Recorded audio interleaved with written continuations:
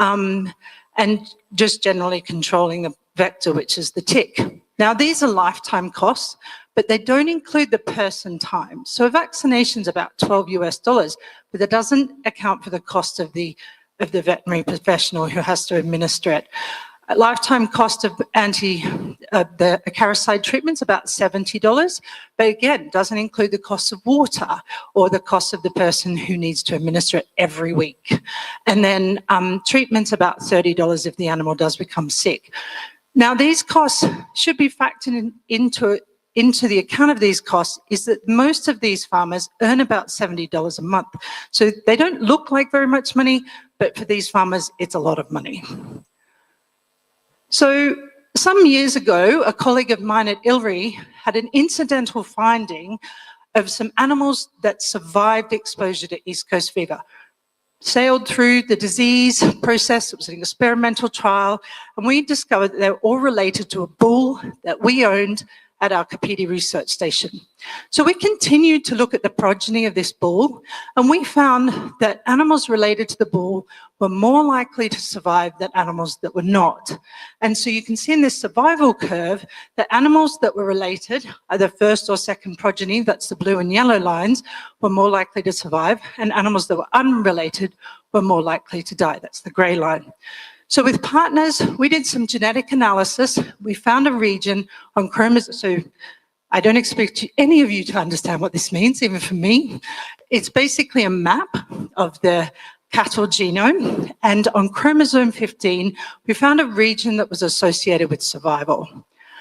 So what do we do with that information? So what we're doing at the moment is this map, produced by a Kenyan researcher, shows the tick distribution of the Rhipicephalus appendiculatus, the tick vector of East Coast fever in Kenya. So these are our high-risk areas. And we have samples of cattle from all over the country.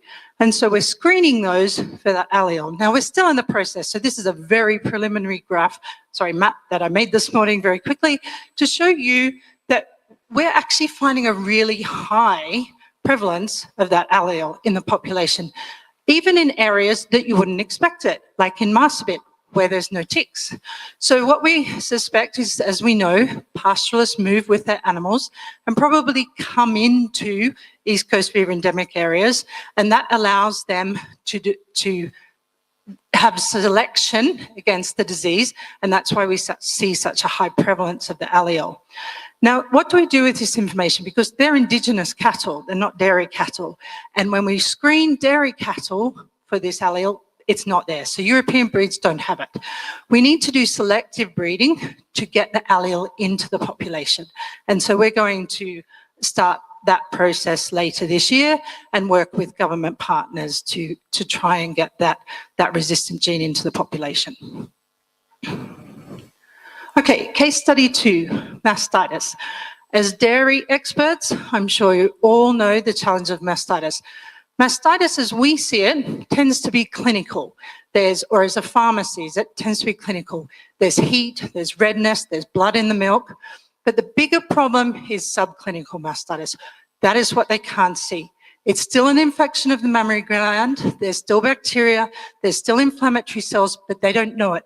And the biggest impact of that is decreased milk yield and then rejection of their milk when they sell it into the formal value chain. So I did say I was going to talk about the climate impacts. So the other impact of this, and I'll talk more about that, is the increased greenhouse gas emission intensity associated with that milk loss, and we'll talk about that a bit more. Okay, so we've been running trials in Nandi County to look at different methods to prevent mastitis. And so in a trial in Nandi, we recruited 300 farms.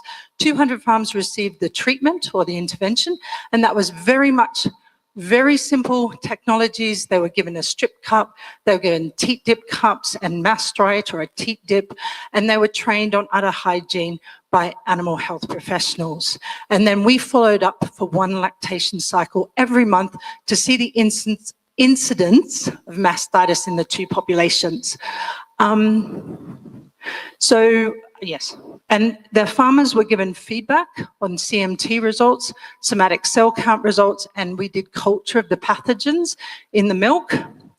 and obviously the control group did not receive the intervention. So we have very preliminary results. This study finished in March. And so when we did baseline, we found that 55% of our animals, as expected, had subclinical mastitis in at least 1/4. But actually 73% of farms had one affected animal. So it's quite a big problem in the animals. And we modeled that the farmers were losing 200 mils of milk per animal per day because of that infection. And actually we've remodeled it and it's much closer to 500 mils. So it's a lot of loss from each animal. And then again, the emission intensity, what I'm going to talk to you about. So I don't have any results on the incidence of infection, but what we did see when we followed up on the training, we will have results, I just don't have them today, is that the intervention farms did accept the training. They did continue to do the teat dipping and force stripping, and so we did see an impact that was significantly different between the intervention farms and the control farms. As I said, the intervention was around record keeping, teat dipping and force stripping. Okay, so the third case study is animal health as a climate solution, and I know everyone kind of looks at me strangely when we talk about the climate impact, particularly in Africa, where when Africa is not producing a lot of greenhouse gas emissions compared to countries in the north who have large industries. And so what do we mean when we talk about mitigation in our terms in livestock production systems? It's actually reducing the greenhouse gas emissions related to per product. And I'll show you a graph that explains that. So we increase health, that has the benefits of increasing productivity and livelihoods for the farmer, and then reduces the greenhouse gas emissions. And so what we find is that in low yield systems, the greenhouse gas emission intensity is very high. So if we increase productivity, that reduces the greenhouse gas emission intensity. Now, why is it important in low and middle income countries? Because what we find is that we're actually on the wrong end of that graph when it comes to emission intensity, and that's what we want to change. And that's called bending the curve. So we're not saying that ultimately we'll reduce actual emissions, but we'll reduce the emissions per product. And in this case, that product is milk. Okay, so we've done quite a lot of modelling around this. In Ethiopia, we looked at FMD vaccine as a control measure and showed that we would reduce greenhouse gas emission intensity by 10% if the animals were healthy. We've also done studies on abortions in Tanzania. Now, the interesting thing here is not so much the greenhouse gas emission intensity for the people in the room, it's actually the protein. So the protein loss from those animal deaths actually could have fed 650,000 people. And it's the same for calf mortality. In Kenya, those losses could have fed 4.5 million people. So there's not just the greenhouse gas or climate impact, but there's also the loss of protein. So, and I just wanted to put this up there because I've talked a lot about mastitis, but the modelling that we've done has shown that subclinical mastitis in the Kenyan dairy herd is likely to result in 118,000 tonnes of lost milk, and that could actually feed 1 million people. Okay, my fourth case study. Wow, there's quite a lot. Okay, I'll be quite quick on the last two. So I did talk about the fact that 80% of Kenya's milk is sold into the informal sector. And the problem with that is there's a lack of regulation because these vendors aren't licensed. They don't have the infrastructure, the cooling or the pasteurization to handle that milk. And that means there can be contamination with bacteria, pathogens, and even antimicrobial residues and aflatoxins. And vendors have also been known to add additives. That could just be water, it could be something more dangerous in order to make their milk appear better, last longer, or have more of it. So we're working with KDB, and I saw they have a stall outside, and I know George is one of the partners on the project, to certify informal vendors, to train them in business models so that they have better income, to make those, and there's a lady in the middle there was talking about gender this morning, and I just wanted to mention that these will be gender inclusive practices as we do this. And then the ultimate aim of this project is to create a product for the consumer that is safer and better quality. This work is just starting, and the main aspect is capacity development for those informal vendors to improve their businesses, but as I said, to improve milk quality and safety. But we'll also work with the farms because they usually sell directly to the vendors. As I said, it's on milk safety. They'll be offered financial services and training in business models. There's gender inclusion, and there's a policy aspect that we work very closely with KDB to develop these policies, and then we look at climate change. Okay, the last one. So there was some mention this morning about genetics, and I've mentioned a little bit about genetics on the East Coast fever study. But the genetics is a bigger problem because our farmers use high-grade semen imported from other countries. They're not always appropriate for the setting in East Africa, where we have infectious diseases, have less water, we may have less quality feeds. And so their production, and I think it was when I came in this morning, someone was talking about the low production in our animals. And so we have a program, and I'm hoping, there we go. And I think some of you would have heard of it. It used to be called the African Dairy Genetic Gains Program. It's now called the Tropical Dairy Genetic Gains Program, just to confuse everyone. It was originally run by a KMY and has now been taken over by other ILRI researchers. And the platform is mostly to do that genotyping of dairy animals, link that to a phenotype, and that phenotype might be increased milk production or quality of milk, and then to guide farmers on how they should be breeding their animals. So, and there's a platform of data collection that goes into a repository, and that information is fed back to the farmers, but also to the other stakeholders in the value chain.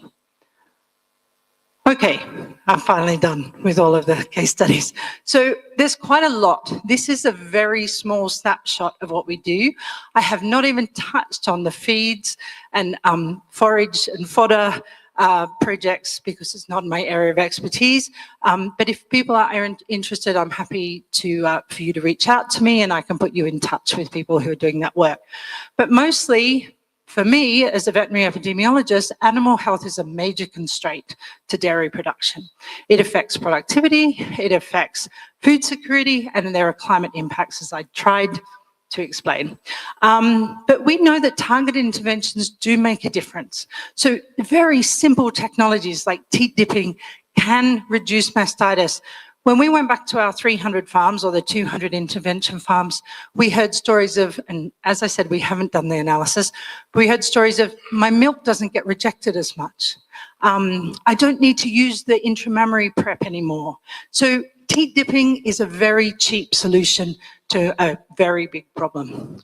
And then there's a big link to food security. As I mentioned in our climate modelling, one of the impacts we model is how much food is lost through these diseases. There's quite a lot of people on this project, many more than that on these projects. So I'd like to thank the people who sent me slides and gave me information for today's talk, and obviously our funders and partners. And then thank you for listening.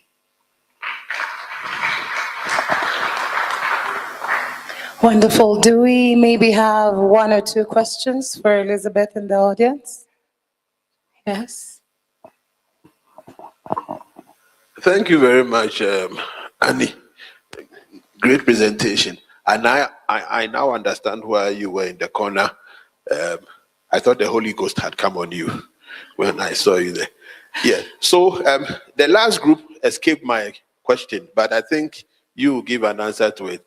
Is the issue of subsistence farming versus the cooperative farming. I'm of the opinion that many people in Africa try to do farming just for survival whilst doing another thing. Therefore, they don't put all the attention on, they don't treat it as a business. And you know, it is a scientific area and all that. So what do we do now? Because we sometimes, like, we are trying to teach them business.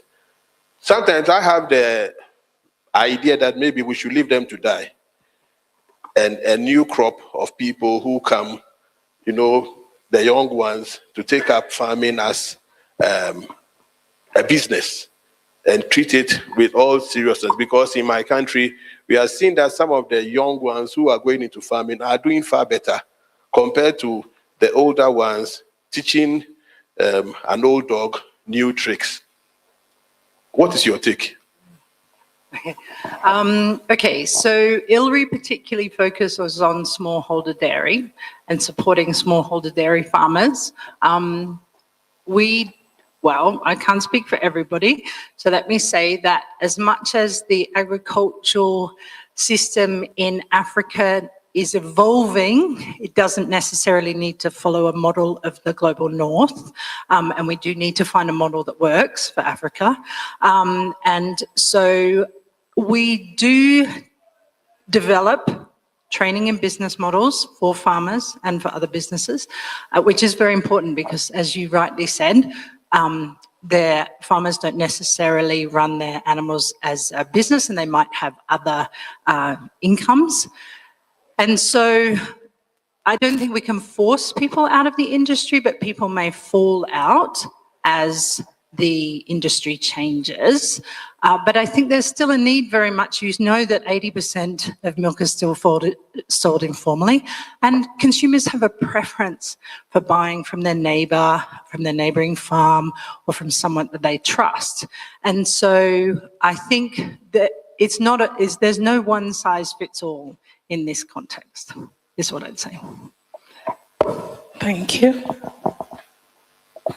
Thank you. I already introduced myself this morning, so I skip that, if you don't mind. I have two questions for you, Anna. The first one is, many of the farmers you are working with, I'm sure the water that they are using for their cows to milk may be the same water as what the cows are drinking. And what is the effect of mixing your dip solution with water that is already contaminated? And if that dip solution will within 5 minutes, I could understand that the effect is minimal. But if that, like you showed on your picture, if that dip solution is mixed for the whole week, if the farmers have only 1 or 2 cows, what is the effect of dip and what is the actual strength of the dip solution after a certain period? That's my first question. The second one is, you made a link between dipping and mastitis, and later on, occurrence of mastitis, be it chronic or subclinical. And later on in your explanation, you said, when we are dipping, our milk is less frequently rejected. So what is the link between subclinical mastitis and rejection of the milk by the processor? Because to my knowledge, no processor is yet, but I have to be careful because there are some here in the audience really using somatic cell count as a test result for rejection of the milk. So where are those linkages and where are those benefits? Wow, okay. Because we are here with processors as well as with farmers. So I think the link is interesting for processors to understand what is the effect of subclinical mastitis milk in the processing process of the milk. Okay, so let me start with the subclinical mastitis. So subclinical mastitis just means that you can't see it. It is visually. So there's no redness, there's no heat, there's no blood, there's no clotting of milk. It appears normal to the farmer. But when you test it with a diagnostic test, even the California milk test, you will detect cells, okay? So you know there's an inflammatory process in that udder. And if you have a cutoff for rejection based on CMT or somatic cell count, then that milk would be rejected. It doesn't meet the criteria of quality milk at that point. You can't see it, but when you test it, the cells are there. That means there's bacteria in the milk, and that means that there's inflammatory cells in the milk. It means that the animal is also not producing as much milk as it could. So there's impacts for the farmer and there's impacts for the milk quality. Processors should be doing some screening. Some traders do it at the farm gate, and there are quality-based payments from bio and other processors. Not all processors, but they should really be there. So that's the first thing I'd say. The second thing on the teat dip, I would say that the biggest problem for water in these systems is actually provision of water to the animals. Most of the farms that I work with are pulling water up with a bucket. And so the animal is not getting enough milk to produce milk. So some water sanitation improvement needs to be done across the board, not just related to water quality, but also related to water quantity. So studies that have been done by colleagues in Tanzania, where they put a bolus in the animal's rumen to monitor movement and intake, have shown that they are not drinking enough water. That's likely because of lack of access. I haven't quite answered your question, but I think the infrastructure improvements on water are much bigger than just the teat dip.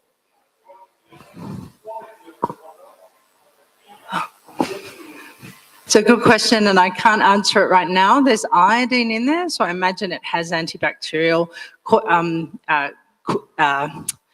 activities, but quite a lot of the water is flocculant. So then the ability of the iodine to effectively kill the bacteria is reduced. Thank you so much, Annie. There's one more at the front. Could you please lift your hand? So while we're waiting, I just wanted to answer your question a little bit more. One of the interventions that we want to do next is a reproductive intervention. We really found that pregnancy loss was quite high in the dairy sector, and that obviously has impact on milk production. Talking about smallholder farmers, they probably don't have the purchasing power to invest in reproductive health services, and so that will select for medium-scale farms rather than small-scale farmers. That was just something else I wanted to say. Yes, my question, I'll expound on the mastitis. Some vaccines were introduced to our farmers through our cooperatives, and it never lasted for long. I think after some time it disappeared, and it was really helpful to us and to our farmers. What happened, and are we expecting maybe another vaccine of the same, or what do we do? What type of vaccine? Sorry? What type of vaccine? I know that. That's not my line. What I know is as a cooperator, we used to get vaccines for mastitis, but they are no longer available. So an antibacterial vaccine for mastitis, they may not be available because their efficacy may not have been great, but I would have to do more research on that. We work with a global expert from the US called Pamela Rueg, she calls herself the mastitis queen. She's been researching it for 45 years. She's never mentioned to me a vaccine, so I can ask her. She is very much, from all of her research in, I think, 40 plus countries across the globe, suggests that the best way, number one way to control it in the animals.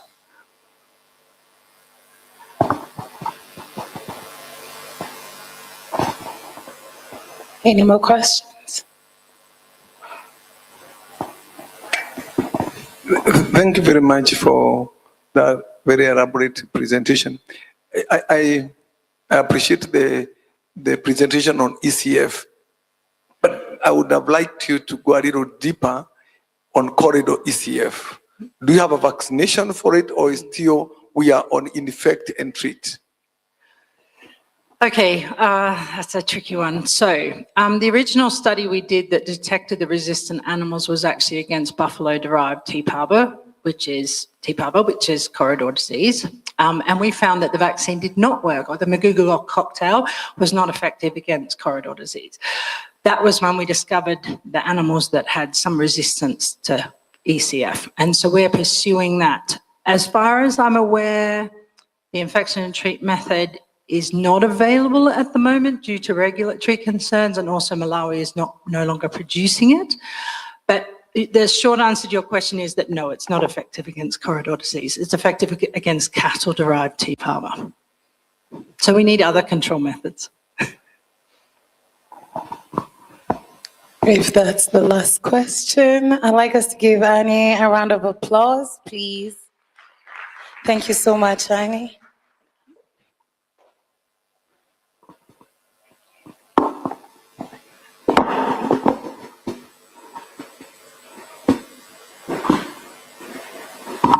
So up next, I would like to call Roderick.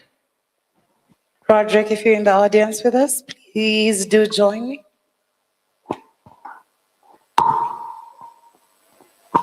Roderick is from the FDA in Ghana. A round of applause for Roderick.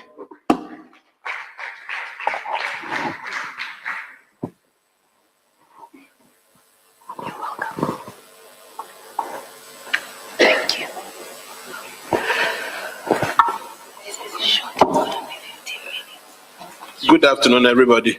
Good afternoon. How was the lunch? Was there any milk? All right, okay, so thank you very much. Is Francis in the house? Francis Juma? Is he here? Oh, okay. All right.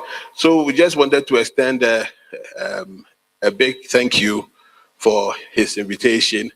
It's great to meet great people like you. I've learned a lot. So this is the greeting from my chief executive, Professor Kwabena Frimpong Manso. He's happy.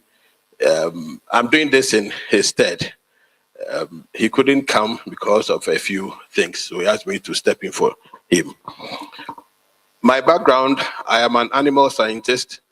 I've worked with the Food and Drugs Authority as a regulator.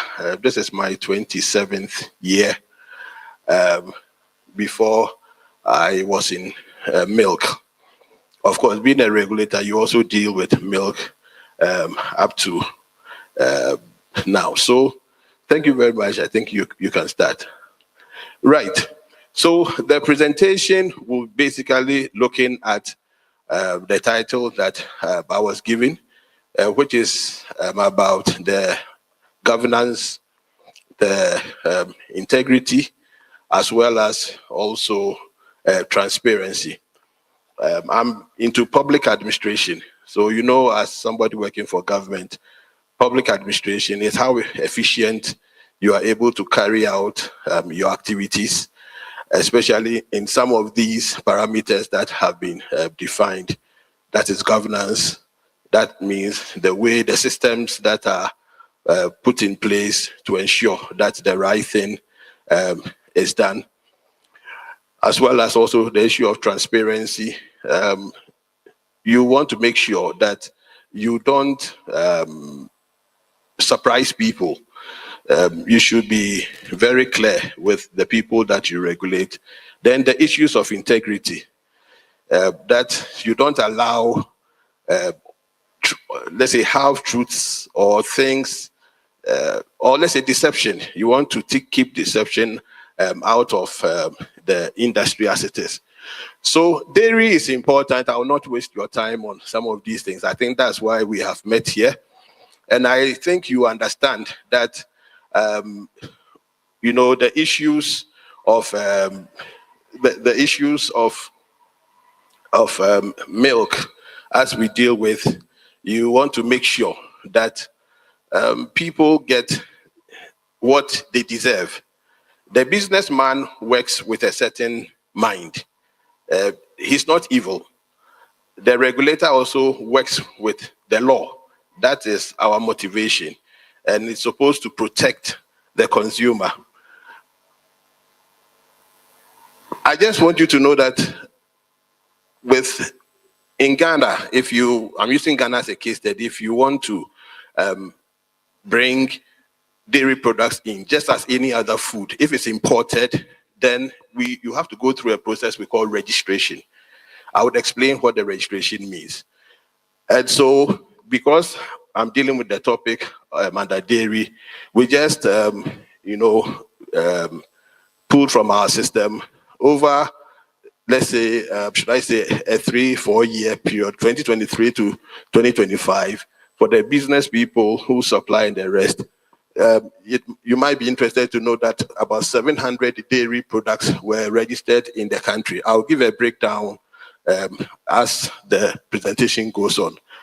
So the consumption is increasing as an ever hungry population. And I think from also history, you have heard of scandals in the dairy field. I'm sure the issue of melanin is very common. If you remember, was it as far back as 2020 or 2022 in China, where people tried to add some kind of protein because they had removed certain things from the product. It had been adulterated, and it led to the death of a number of babies. So a place like a regulator like Food and Drugs Authority is supposed to ensure that products are not adulterated, so that people who take it will take it as wholesome. So that brings to the issue of regulation, as I've put a star over. When you are talking about regulation, I believe you all know, is about public good.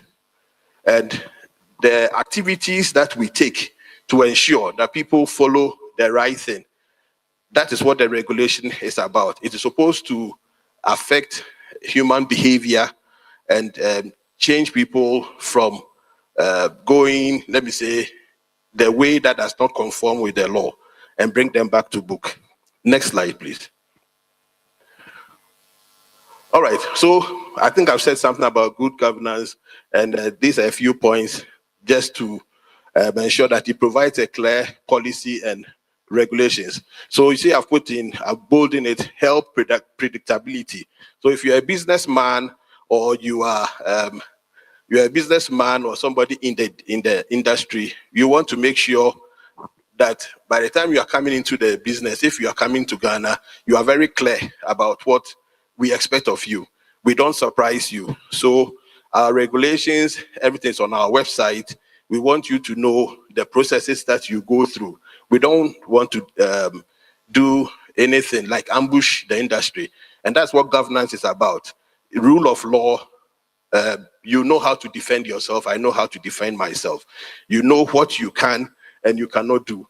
So it ensures accountability and aligns industry growth with food security goals, and promotes collaboration amongst stakeholders. Next slide. Then the issue of integrity. I told you the last time I got a bit uncomfortable when I was looking at some of the labels of some products that were being mentioned here. I've gone around, seen a few, and sometimes it's quite interesting.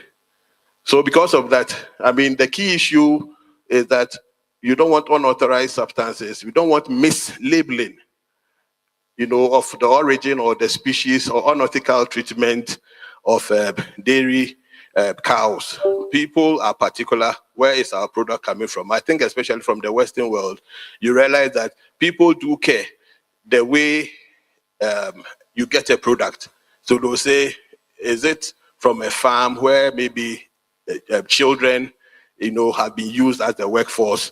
And likewise also, we also look at certain things. All right, so let's go to the next slide. Transparency and then consumer trust, we believe they relate. We want to be transparent. I think I've said from the beginning, business people sink in money, they invest. So you don't want,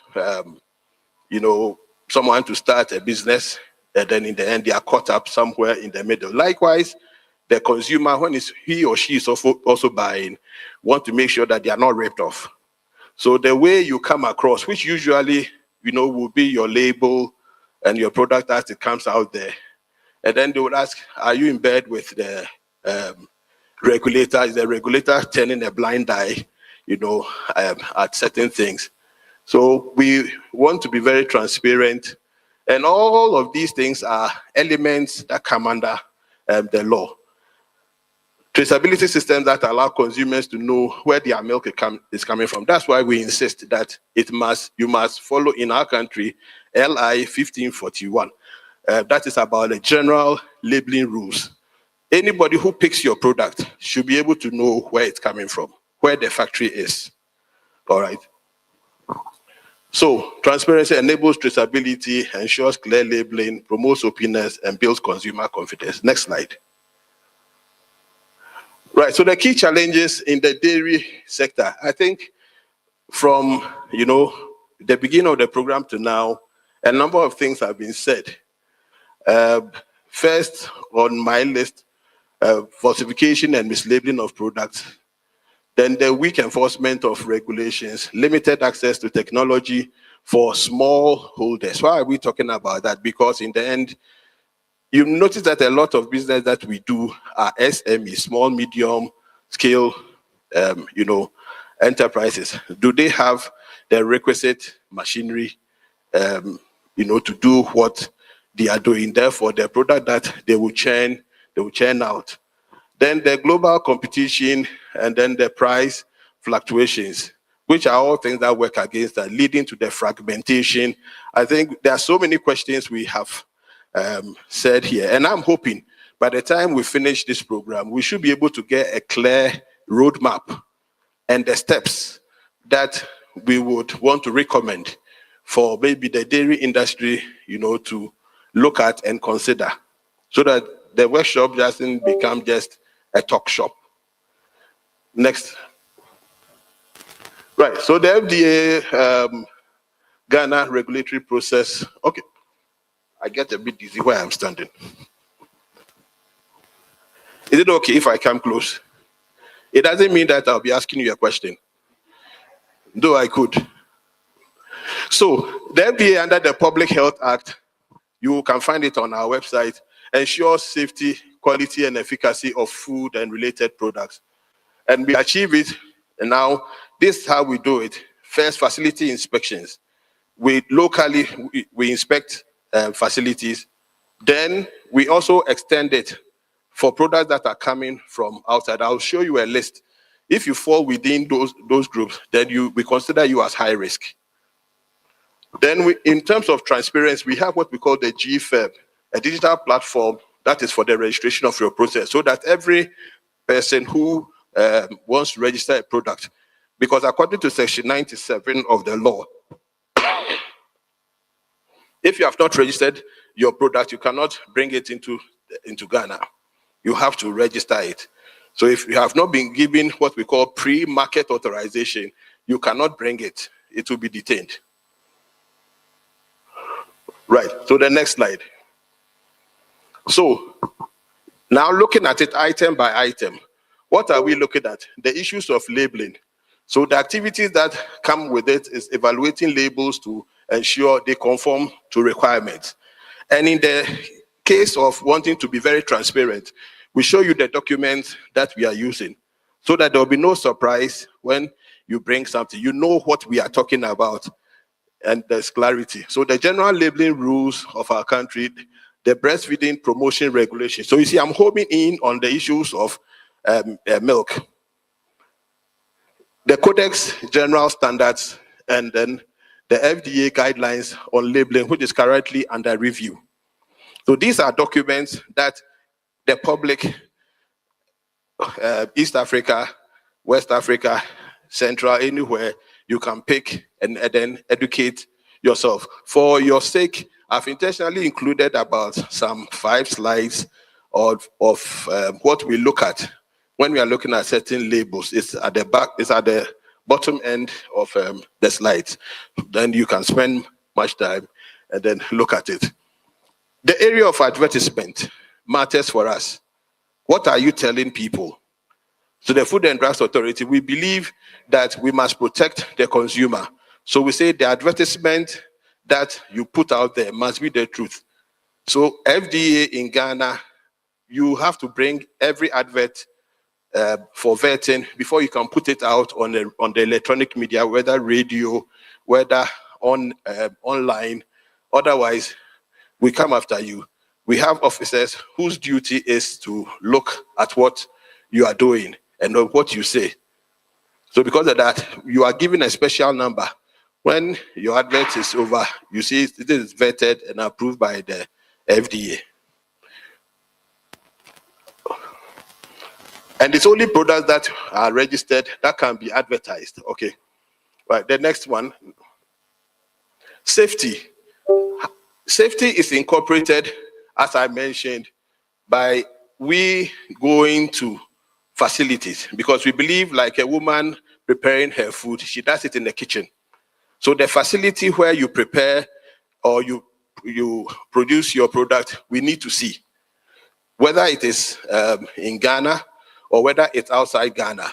And then we also have a risk list. Part of the risk list, you see canned tomato paste, canned fish and meat products, infant formula.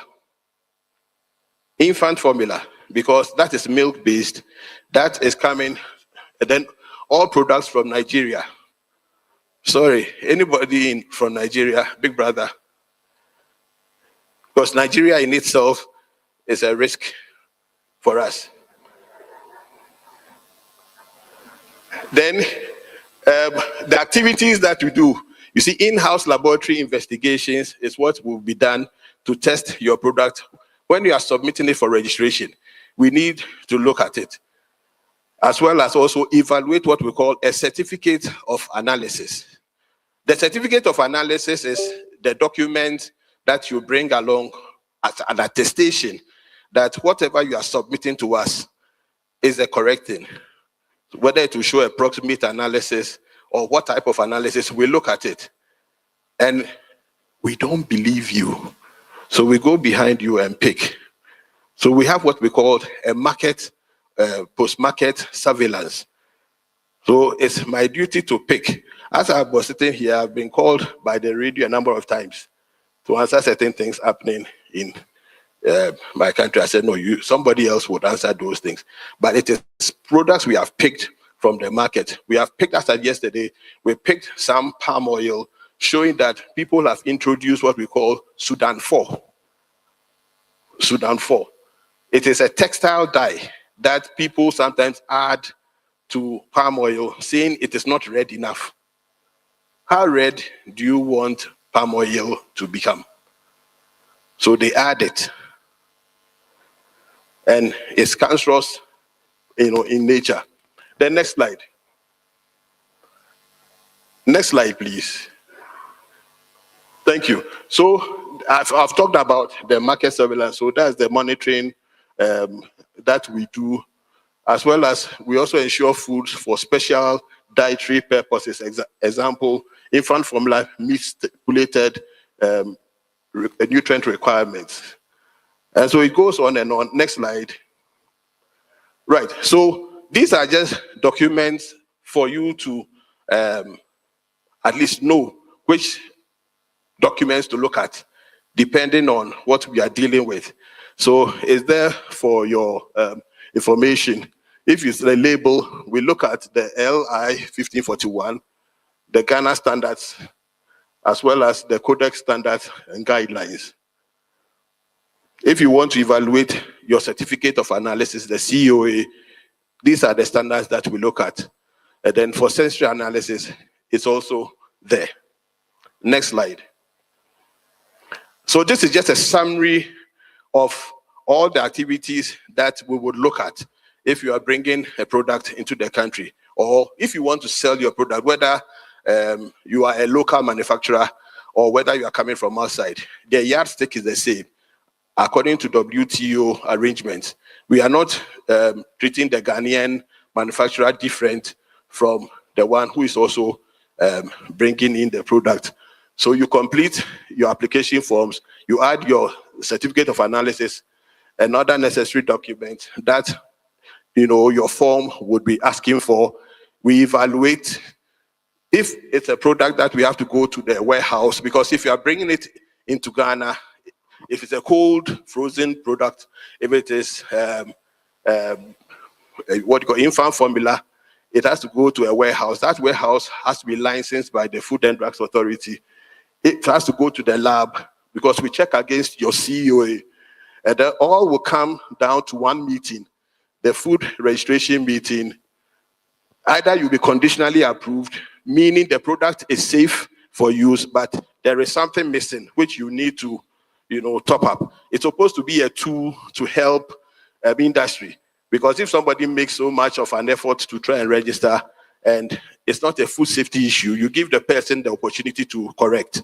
But if you go for deferral, that means there's a safety issue and it doesn't come out. And then after the registration meeting, you get approved and then you are given a certificate. We are using an electronic system. It's called the GFM. You can go always online and check where you are, where you have reached. And then if your product is registered, it is sent directly into your email with your certificate. So there isn't any opportunity for what we call guru boys. Sometimes you get people who want to put themselves into the process and say that they are coming there on your behalf.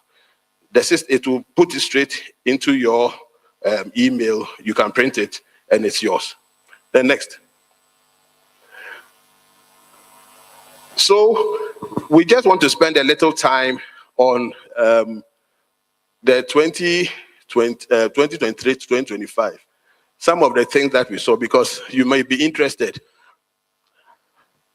Some would think that the number of products that get registered more with the FDA is infant formula. But I think from all the discussions you've had here on yogurt and the rest, yogurt is the number one. So of the 700 products that got registered, it's yogurt that's the most active category every year, seeing a slight decrease in registration between 2023 and 2024. I'll show you the graph, how it looks like. Infant formula saw a significant dip in registration in 2024. That's 5 products compared to 2023, but trended up again. I also show it on the same graph. So liquid, milk, cheese, and spreads registration, it will also be shown. Can you go to the next slide? So this is like a breakdown for the business people, if you want to know what really the profile looks like. This is the yogurt number one, then comes all the way down in terms of percentage, what came in. The next slide. And then you remember I was mentioning yogurt. So you can see yogurt there, 2023, where the number of products that got registered, and then how it tapers all the way down. So the presentation will be available to you so that you can do more study if you need to. The next slide. Right, so there's been a lot of discussion from day one till now. Pathways to strengthening governance, integrity, and transparency. We think there should be policy reforms from some of the things that we have listened to here, strengthening the regulation and ensure consistent enforcement. It's interesting, when you are doing regulatory studies, those who are being regulated think there's too much of a heavy hand on them. And then the regulator thinks that he has not got enough power. So that, thing goes on. And that's why I was asking the question, how can we collaborate? The collaboration is great. In FDA, we have, for example, this issue of if we want to ensure that 60% of products registered, manufactured by Ghanaians should be in the shops. That's our aspiration. But of course, we cannot force that. We can only but provide training for Ghanaians and all that. If foreigners also come and they also want to do business, you don't have a choice. You also provide the same services. But these are some of the things, and that's why I was asking the veterinarian who just gave the presentation here, that sometimes our farmers and business people, do they even see the opportunities and even take the opportunities? Or it's like they always think somebody will come and help you. You know, as you are sitting here, are you thinking of going to Egypt to go and help them? She's quiet. Are you thinking of going to Somalia to go and help their dairy industry? Go and help them in the dairy industry. Sorry? To go and help them in dairy industry. Well, did you hear? No, the point I'm making is that, is it your dream to get up to go to South Africa to go and help their dairy industry? Or you want to better what is in your country? Better what is in your country. I'm just in a nice way trying to say that let us self-believe. Let us believe in ourselves. I found my brother, I think he needs a round of applause. Please, let's clap for him. Round of applause, please. Yes.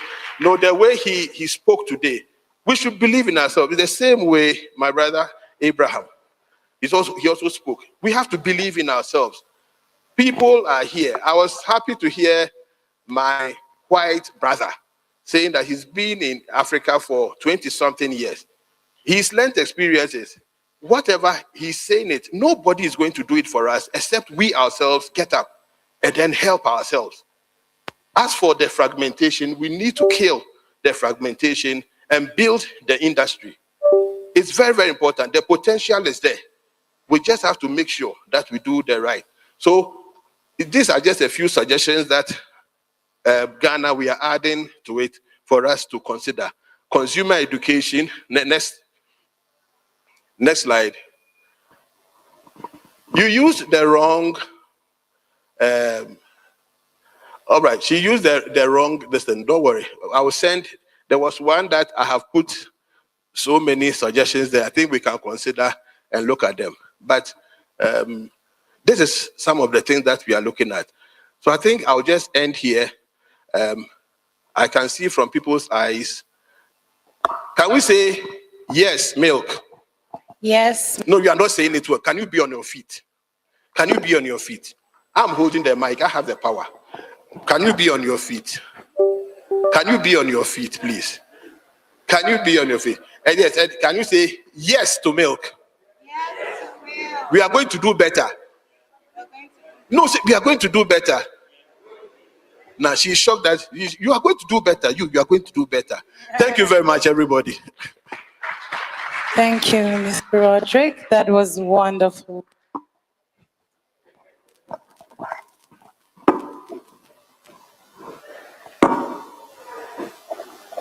Another round of applause for Mr. Roderick, please. Thank you so much. Up next, I would like to call Noel Kokon.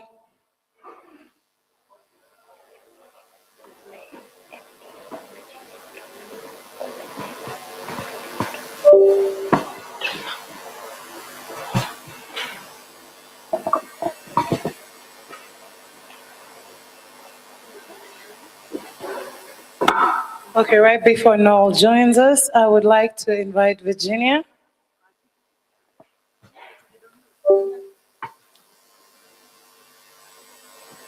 As Virginia comes up, can you please give her a round of applause?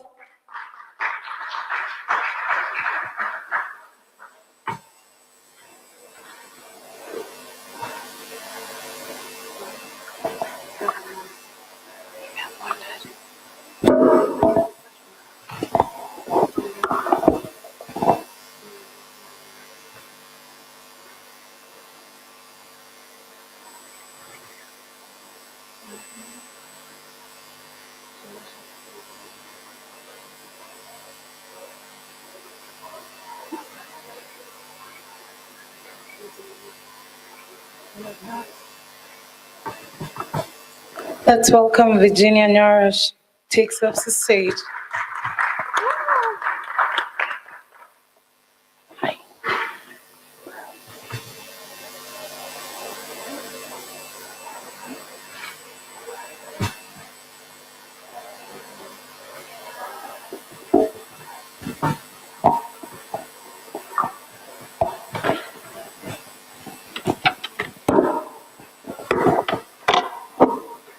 Good afternoon. Good afternoon, everybody. Africa Dairy Innovation Summit 2026. Thank you so much.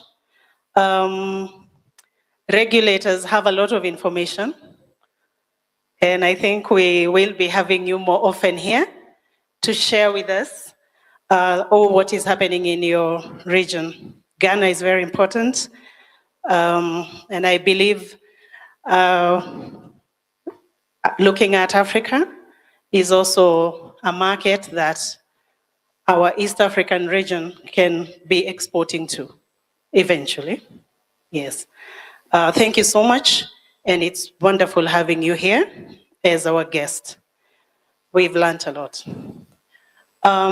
Delegates, we are now going to another session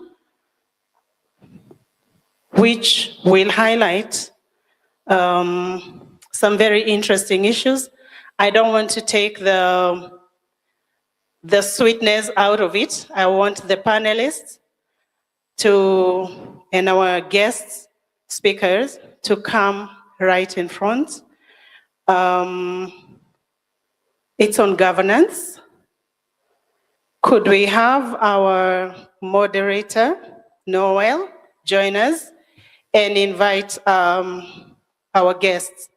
Governance is very important, both in our dairies, in our cooperatives, in our farms, in our regions and nationally. So our session will highlight governance issues that the dairy industry can look at or are already going through, and maybe we look at how to improve.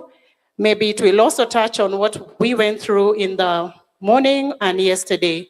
So please help me welcome Noel, who will call in our speakers. For the guests who have joined us this afternoon and the speakers, Waithera, welcome.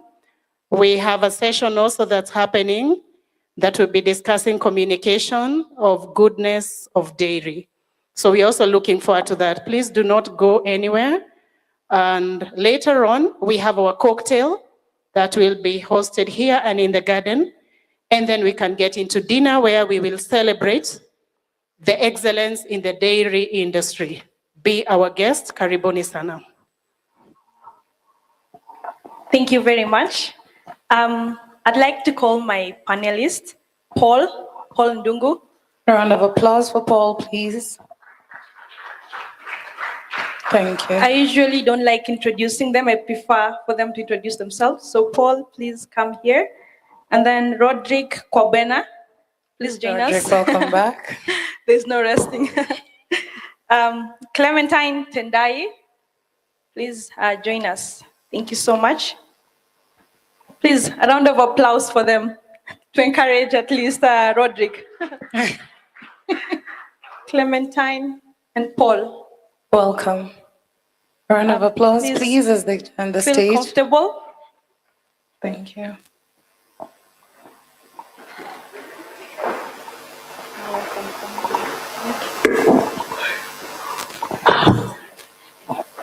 Oh, okay. So Mildred is standing in for Paul, who's the Technical Director, Regulatory Services, Kenya Dairy Board. All right. So like I mentioned, I usually don't like introducing my panelists because I believe all of us know ourselves the best. So we'll start with you, Rodrick. I think you did already introduce yourself, so maybe we can skip you. All right, so we'll introduce yourself. Mildred, I saw you spoke. So you're going to speak on his behalf, right? All right, so maybe Clementine, introduce yourself. Okay, thank you. And a good afternoon to you all. I am Tendai Clementine Marecha, and I'm coming from Zimbabwe. And currently I am the Secretary General for the Dairy Processors Association. And my role this time is mainly advocacy and lobbying, trying to shape our future as a processing node in the Zimbabwean dairy value chain. But previously I served as the Chief Dairy Officer for the Zimbabwe government. I will mention the years for 34 years. And at retirement, in 2022, that's when I joined Processors. So I think most of my time has been spent serving the dairy industry. Thank you. That's amazing. And my name is Kokon Noel Blue. I'm a co-founder of a venture called Mikesui. It's in alternative proteins and also alternative milk product. So let's start by breaking the ice for our panelists. So I have one question and you'll answer, okay? So if you could have one dairy product for the rest of your life, right? And it has to be somewhere in Africa, what would it be and why? If you could have one dairy product, choose just one dairy product for the rest of your life, and it has to be somewhere in Africa, what would it be and why? Based on the data that we have seen so far, yogurt is ranking, meaning that is the product that people seem to appreciate, but especially adults. So I think I'll go for that, and it's a good product in that it's been, handled, and it's safe for use, and sometimes the lactose intolerance thing that happens with many people, some way, somehow, there seems to be a tampering of it. Yes, so I'll go for yogurt. Yogurt. Yogurt, yes. Okay, I have some researching to do. Thank you. I don't know, because I'm a regulator, I'm supposed to love everyone, even with the products. So, okay, not to say that any other product is inferior, but I would also go for fermented milk, and in our country, particularly Lala. I come from a background where a meal without Lala or fermented milk is not a meal. So, and I think that is something that we also seen in the statistics from Ghana. And equally in Kenya, the statistics shows the same, that immediately after liquid milk, that is pasteurized and ultra heat treated milk, the next is fermented milk, whether it's yogurt or Lala. So I'll go for the same. Mildred, don't be shy to just say Mursik. All right.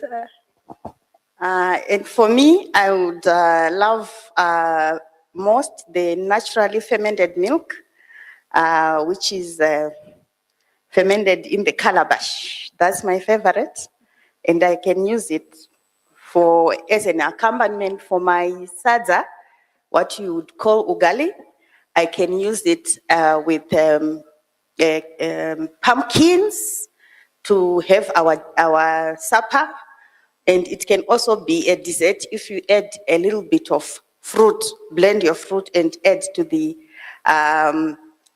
naturally fermented milk. It gives a very nice dessert. Thank you. That's amazing. I just learned that today. Myself, it would have to be ghee. I think it's becoming more and more popular in Kenya, and for this reason, it's because I love chapati, and ghee makes amazing chapati. So I think if there's something I want to say before I throw in the questions to our panelists is, I just was reflecting today the fact that I'm not sure if we give enough validation to the cows, because they give us ghee, they give us butter, milk, meat, and even for people in Kenya, for example, those who get married, for the ladies, you have to bring in cows for you to get the girl. So I'm not sure if really all this conversation we are having today, it's very important, and we should give enough validation for the cows. This is to say, please don't sleep, do this for the cows, okay? listen to them for the cows. So the first question, and I think Roderick, this will go to you, and then Mildred and Clementine, you can jump in. What are some of the key challenges in the dairy value chain? Key governance challenges. All right, thank you very much. As a regulator, what we see, first and foremost, the keeping of the milk, the storage, is a big problem. And I think that's where the problems all start. And I remember when we were having the conversation here, one of the things that came up was knowledge gap. That a lot of people involved in the food sector, unfortunately, sometimes don't have the requisite knowledge. If from where I work is food and drugs, if you watch what happens in the pharmaceutical world, pharmacists are well trained up to tertiary level, their competence is that high. But when you come to the area of food, I don't know how it is here. In Ghana, if anybody can't find anything to do, the next thing that they do is to jump into food manufacturing, either to sell some kind of food around the corner, and that is where it starts. So your guess is as good as mine. If you are dealing with something like milk, then its storage, receiving it, it's all problematic. They don't sometimes even know the simple things like if you receive milk, what we'll say, doing a clot on boil test. Just trying to see if you can boil it to see whether it will clot. At least that becomes a simple test that you can use. So the knowledge is a problem. And I think one thing, then the issues of hygiene.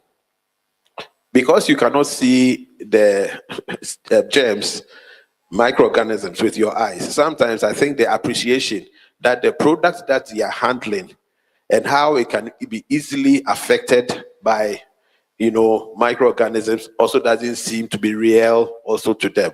And therefore, once they have spent their little money to buy as raw material, even if it's going bad, then they try to see if they can box it with some other milk and try to hide.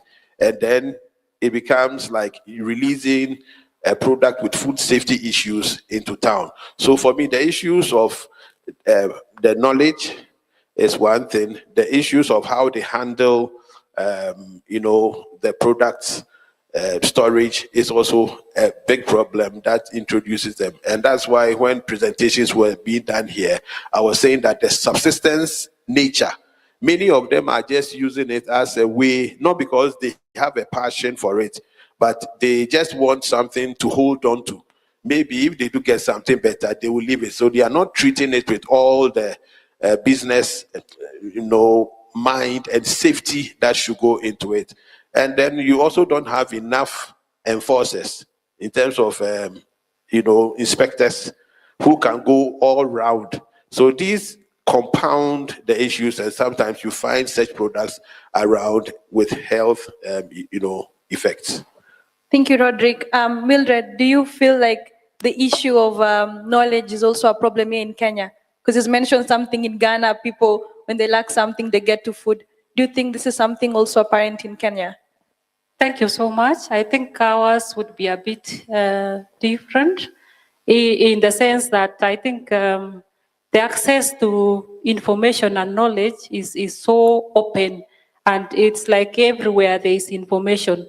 But I would say that the kind of information that is right, the kind of information that is not misleading is what makes the difference.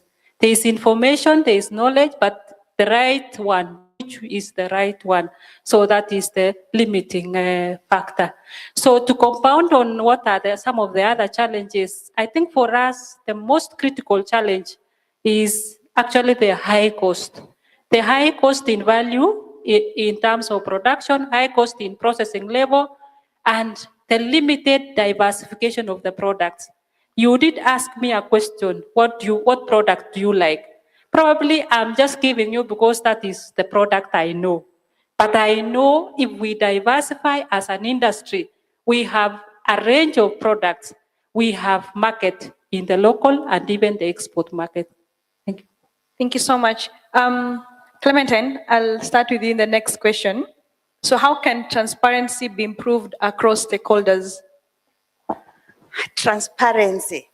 I feel it's a big issue because when we look at, I'm looking at a broader African dairy value chain, not just the Zimbabwean. How we do business in our different countries, already the fragmentation is high. It's differently done in Ghana, different from Kenya, and also different from the way we do it in Zimbabwe. When we are creating the 1.8 billion African markets, how are we going to do this? We have to harmonize our regulations, our standards, so that each and everyone across the continent does business freely. We should not be categorizing products differently. I have understood from the previous engagement that we have an African body, which is ASO, setting up African standards. And to my surprise, most of the products that are being standardized are these Western products. I have not seen our local products. So when we want to be transparent, when you come to Zimbabwe, you see Isangef around the corner competing with Yolala. And they are not in the same category according to the regulations, but according to taste, it's in the same category.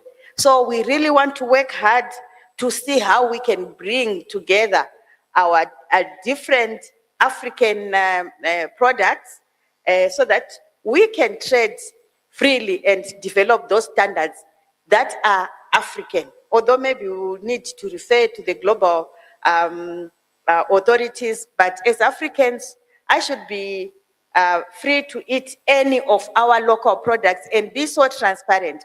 Because you find when trade comes, I could just reject an import from one of the countries. And they ask me why. It now becomes maybe a technical barrier, which forbids you to bring your products into Zimbabwe. But we should be opening up so that we know how our prices are in the different countries and we have the same standard of products and trade is going to be facilitated. And this is how I look forward for having a transparent Africa that has been signatory to AFCTA to be managing our affairs so that we can trade as a continent freely from Cape to Cairo. Thank you. I like that. Before we jump into Roderick, I think you brought in something very important.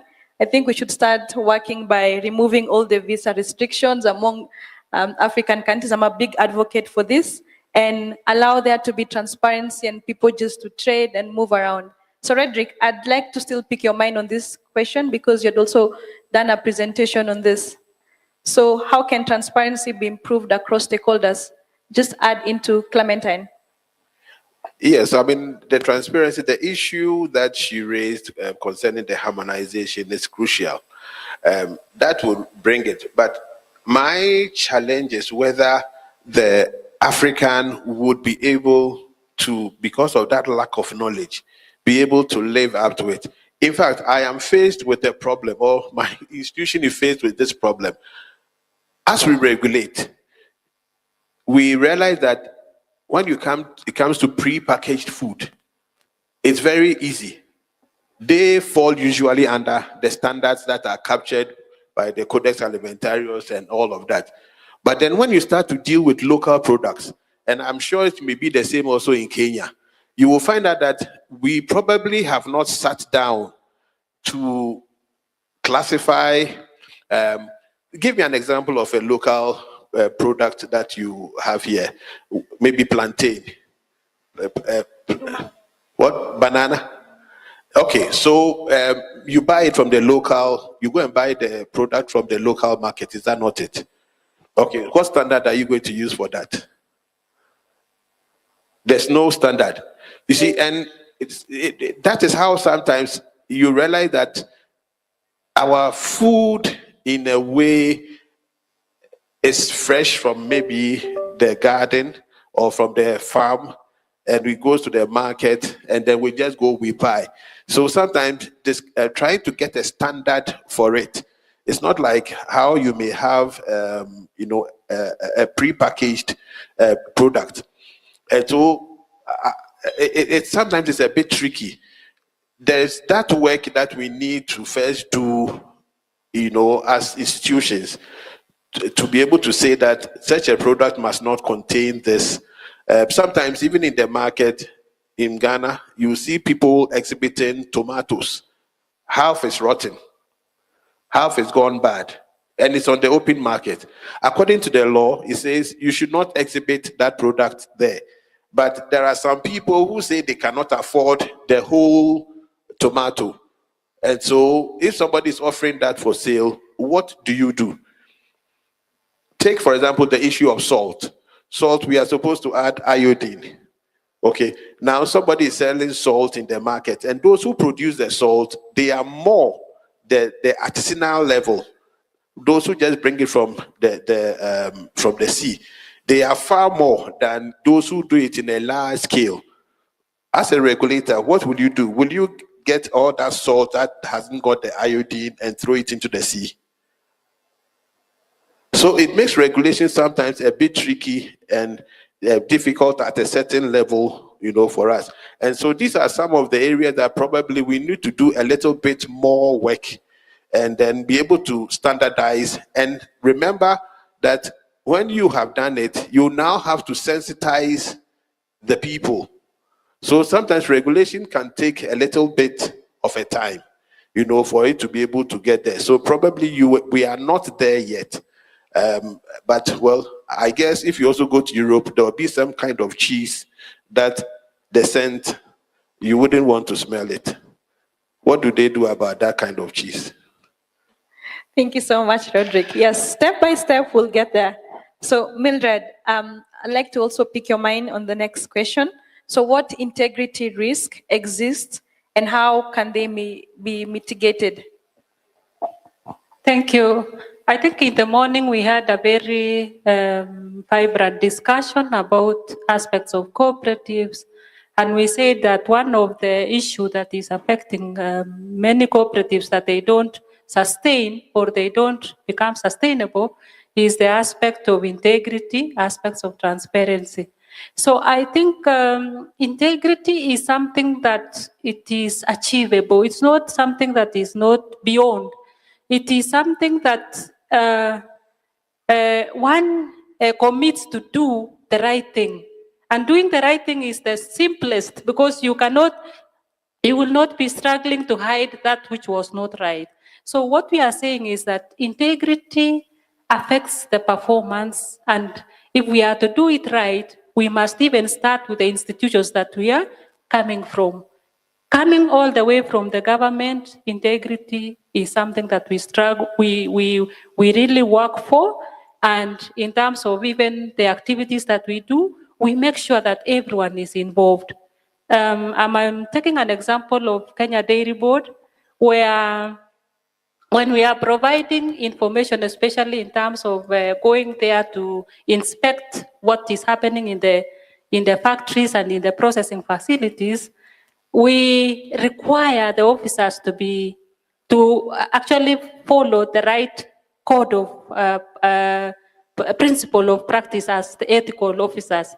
So it starts from every level of the value chain, the actor, the regulator, the processor, the cooperator, and all the way to the farmer. If the farmer has to give you quality milk, for sure she has to be somebody of integrity to know that this cow I injected or I vaccinated, is it vaccination? I put some drugs in this cow, or the cow was treated, and this milk is not supposed to go to the collection point or cooling plant. But if we are not people of integrity, then it will go along the value chain and the whole thing will be in a mess. Thank you. Amazing. I couldn't add anything more. But Clementine, do you also agree that it starts from, we say in Kenya, bottom up, or from up to down? What does it look for you, the integrity? integrity and good ethics starts from the bottom, up the value chain. That's bottom up. I'll teach you. It's Yes. called bottom up. Yes. Bottom up for me is an assurance that we take step by step correctly. And that's, we are complying from step one. And once we comply from step one, we make the next step easier. You find in modern chain development, we talk about self-regulation. You don't need someone to come with a whip behind you to clean your parlor when you're a farmer. You know, if you don't clean your parlor, then you are going to get lots of flies, then your cows are going to get mastitis. And when you have mastitic milk, then you are losing a lot of money. You need a lot of money to treat the animals, and also maybe milk rejection. So in self-regulation, which we want to advocate for, we are using the standards that we have created as a baseline for integrity and good ethics. So you know it is for your benefit, it's not for the benefit of the next person in the value chain. Good milk is good for the farmer, you get the best prices, less penalties, you get more income, but the processor will give you also maybe a premium if you produce a good quality milk. So for me, I would love to promote good ethics and integrity right from the bottom of the value chain up. And when processors make their products, it's not for the consumer only, but even for them as a brand. They know if I see bio foods, then I smile, it will be my product of first choice in the supermarket. If I see another company that is not producing so good, I will leave it. I will choose what is good and those people that have followed the basic integrity and ethics to produce their products. So when you do it, you're not doing it for the next person, you are doing it for yourself. Thank you. Thank you too. Integrity starts from you, from me, okay? So this is the last one from the panel. This is for all of you. So what governance reforms are critical for 2030 and beyond? I'd like to hear from all of you. So whoever is ready, pick up the mic and let's go. Collaboration, collaboration, collaboration. I mean, I have met some senior, regulators, and they are about to retire. And they say, no, they've done certain things over a long time with the industry. Sometimes it's been like fight. But it gets to a time you want to get success and, go on. And I think there are a lot of presentations that have been done from yesterday till now that shows that there's a point we should be able to sit. Maybe our mandates may not be the same, but I believe that we should be able to collaborate. Like I was saying, Food and Drugs Authority Ghana, one thing that we are doing now, we have introduced what we call the Progressive Licensing Scheme. We admit that for the local industry, the small and medium scale, they don't have all the knowledge. So we have intentionally come up with a scheme. That scheme gives them, we provide knowledge, we train. It is our industrial support service. We meet them, we give them training. In fact, even yesterday, we did a signing back in Accra, where the idea of street food and restaurants, as well as those who also manufacture on small basis, some packaged food, like granuts and things like that, to help them with their label. So we are providing assistance free of charge to sit with them, go through their labels to help correct some of these things. We tell them, don't go and do the label because they spend so much, and if there's a problem with it, they have to throw it away. as well as also their premises. We have what we call a GMP certificate we give them, but we have now staggered it into 3 forms. The first one is a pink certificate, the second one is yellow, the third is the green. That is for you to attain full GMP. So we take them through some classes, we sit with them, at least the first year they should be able to get the pink. It is a scoring system. And once you get that, by the second year you should move. So in that way, for low risk products, they are allowed to sell. The label is properly done. Because of that, you can trace, to them if there's an issue. You help them, So we are spending time without them paying, when we believe that it will reap success in the future. So that is how we are trying to meet them.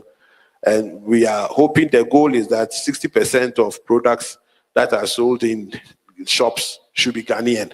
This is how we are trying to help. So collaboration. Then we also have what we call the food safety policy. It's a document that took us 12 years to put together.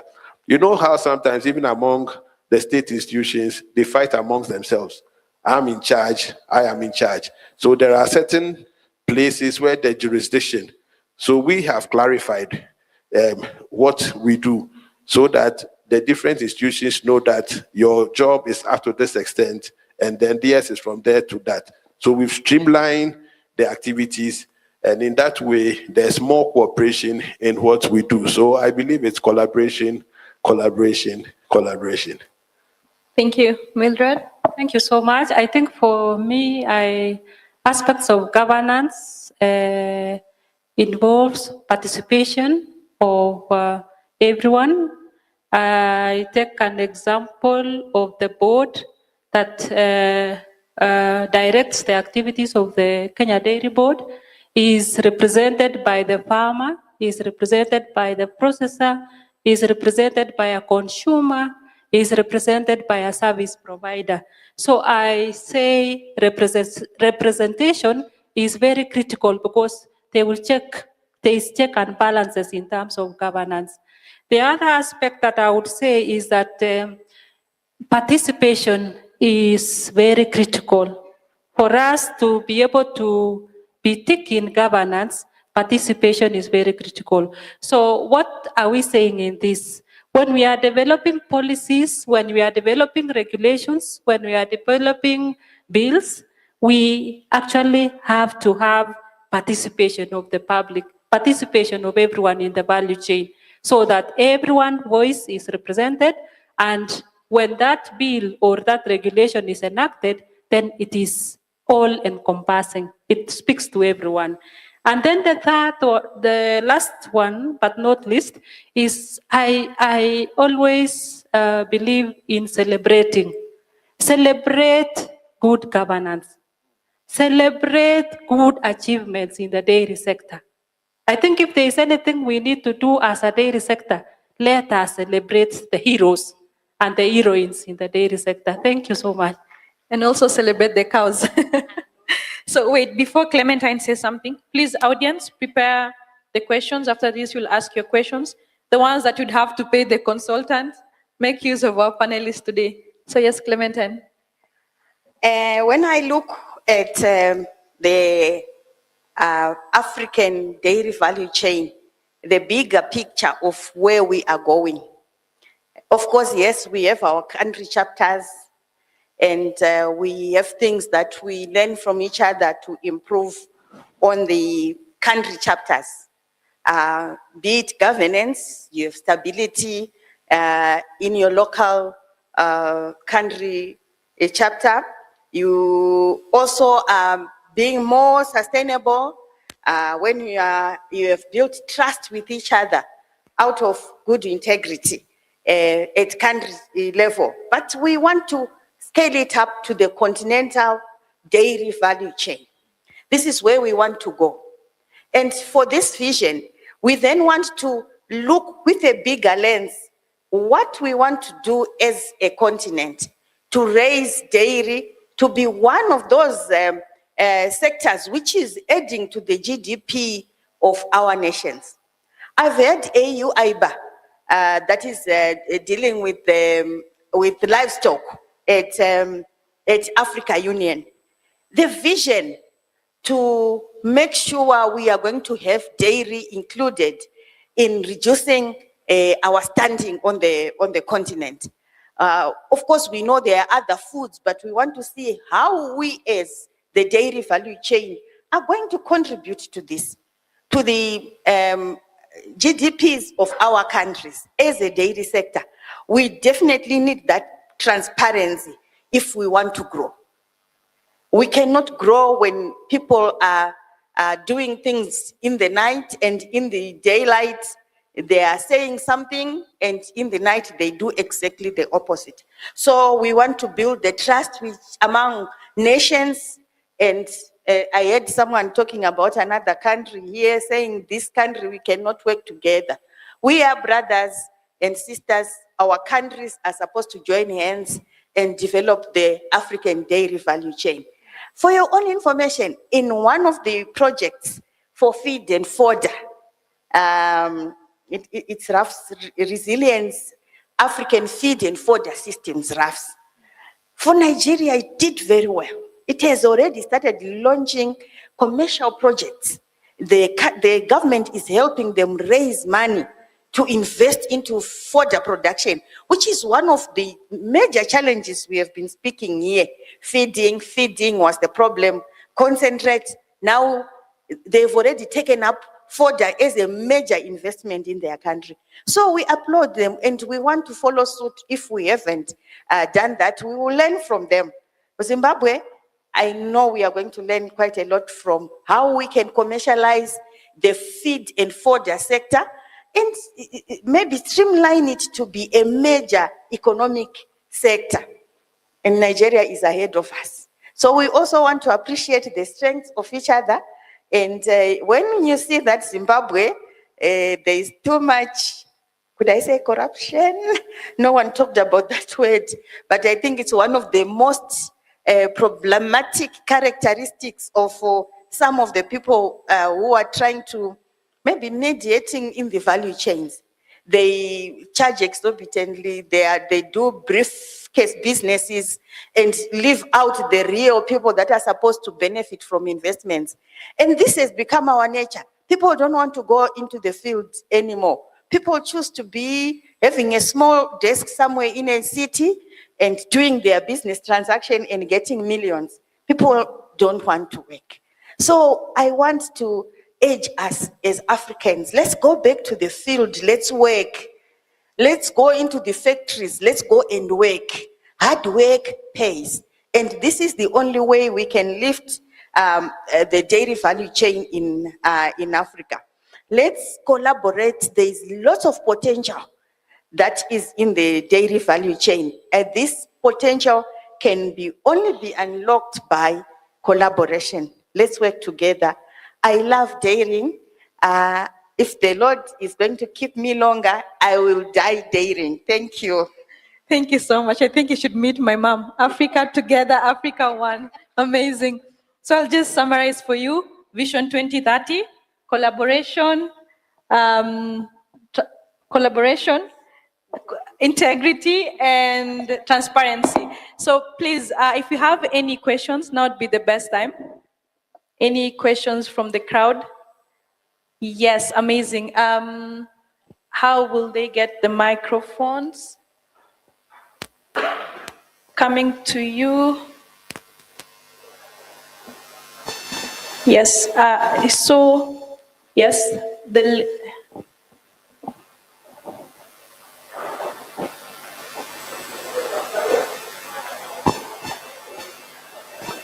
Let's remember to hold the microphones as close to our mouths as possible. Good afternoon. Thank you very much. I thought Roderick had escaped from a question I wanted to ask him, and now it seems fortunate to me and fortunate to you, you came back. I wanted first of all to confirm, in one of your very first slides, I can't remember it was number 4 or number 5, where you had talked about integrity, and we have discussed integrity in this topic. You said calf removal was in the brackets of integrity. I would really kindly want to know. It was in your slides. Please repeat it. Repeat. Calf removal. You remember it? Yeah, calf removal was under integrity. And I was left wondering, how does this come to integrity and all that? Now, coming to the current topic we are discussing, knowledge is power. And where there's knowledge, all will be well. And agriculture in many of the African countries is said to be the backbone of our economy. I still continue to question whether our governments really believe in that. Well, we leave it for another day. Availability of knowledge in this continent is limited from Africa. And I'm saying this with all due respect to the people who are from outside this continent. Today we are having a summit called Africa Daily Innovations. We are ending it today in the next few minutes or hours. And as we are ending it, I've not seen any presentation from a reputable institution from this continent. From South Africa, Cape Town, Johannesburg, Nairobi University, Ghana, Nigeria, Ethiopia, Courage, Kampala. Now, if Africans are not going to be in the forefront in changing the science of this country, for how long are we going to depend from the outside world or the developed world 60, 70 years down the line since independence? And here we are still talking about Africa is reading. That's my concern. The other thing is to the regulators. While we are talking about the knowledge to the farmers and the small processors like us, I would expect to see more of the daily board and the government sector in it. However, it's unfortunate, and I'm saying this with a very clean heart, Mildred. I noticed there's no government officer from Kenya. I don't know about Zimbabwe and Kenya. But in this country, because I dearly interact with the Kenya Daily Board and government officers almost every other day, when will we ever stop asking the people you are coming to check on why are you not doing this? Why are you not doing this? Why haven't you done this? And come to the question of how can we assist you to do this better? Thank you. Thank you too. I think we'll start with Roderick to answer the first one and Mildred, right? So we do it concisely. Yes, thank you very much. You noticed right. So the mandate of the Food and Drugs Authority is on safety. That is the main thing. But I put that point there in terms of ethics and as a way of also including the concerns of, let me say, the ensoundry. For some people, they have a problem. The animal rights persons think that why did you take the milk is meant for the young of let's say the calf to have the milk, but why are human beings rather going in and milking the animal? So they bring in animal rights issues and the rest.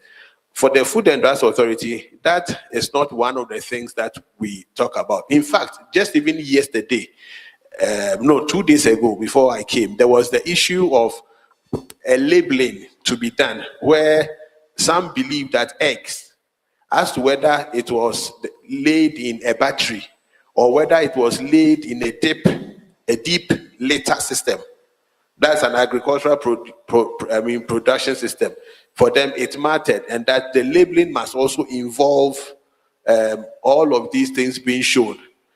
for us, the issue is safety, but we intentionally bring all of these points as ways of gathering the issues that do come up, and then the FDA, by way of what the law says, we go ahead and enact what the law says. So what you saw there is like the kind of, should I say, factors or whatever you hear, but you have to finally make a decision.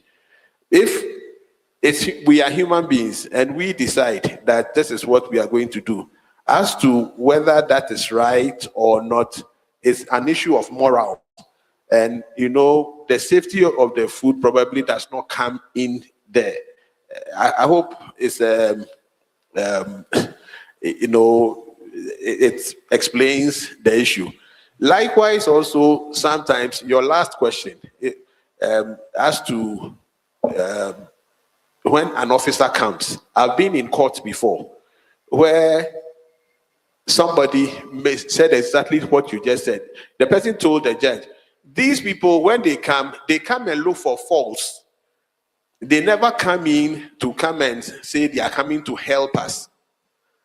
And the judge said, according to the law, they are supposed to come and look for faults, because it's in the faults that the food safety issues are. And so that is law. That's what the judge told. But we, FDA, also took it upon ourselves and said that then let us create the industrial support service to also help industry. That we are not obligated by law to do that, but it has hurt when sometimes somebody exports something outside the country and they bring everything back. It is denied and brought back, and you realize that it is the person's life saving.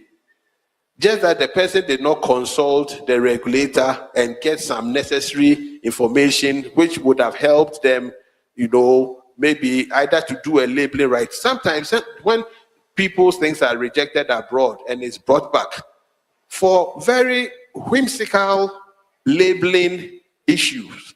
And that is why we open up the progressive licensing scheme, so that at least we will also have the opportunity to share some of the good things with them so that they can correct.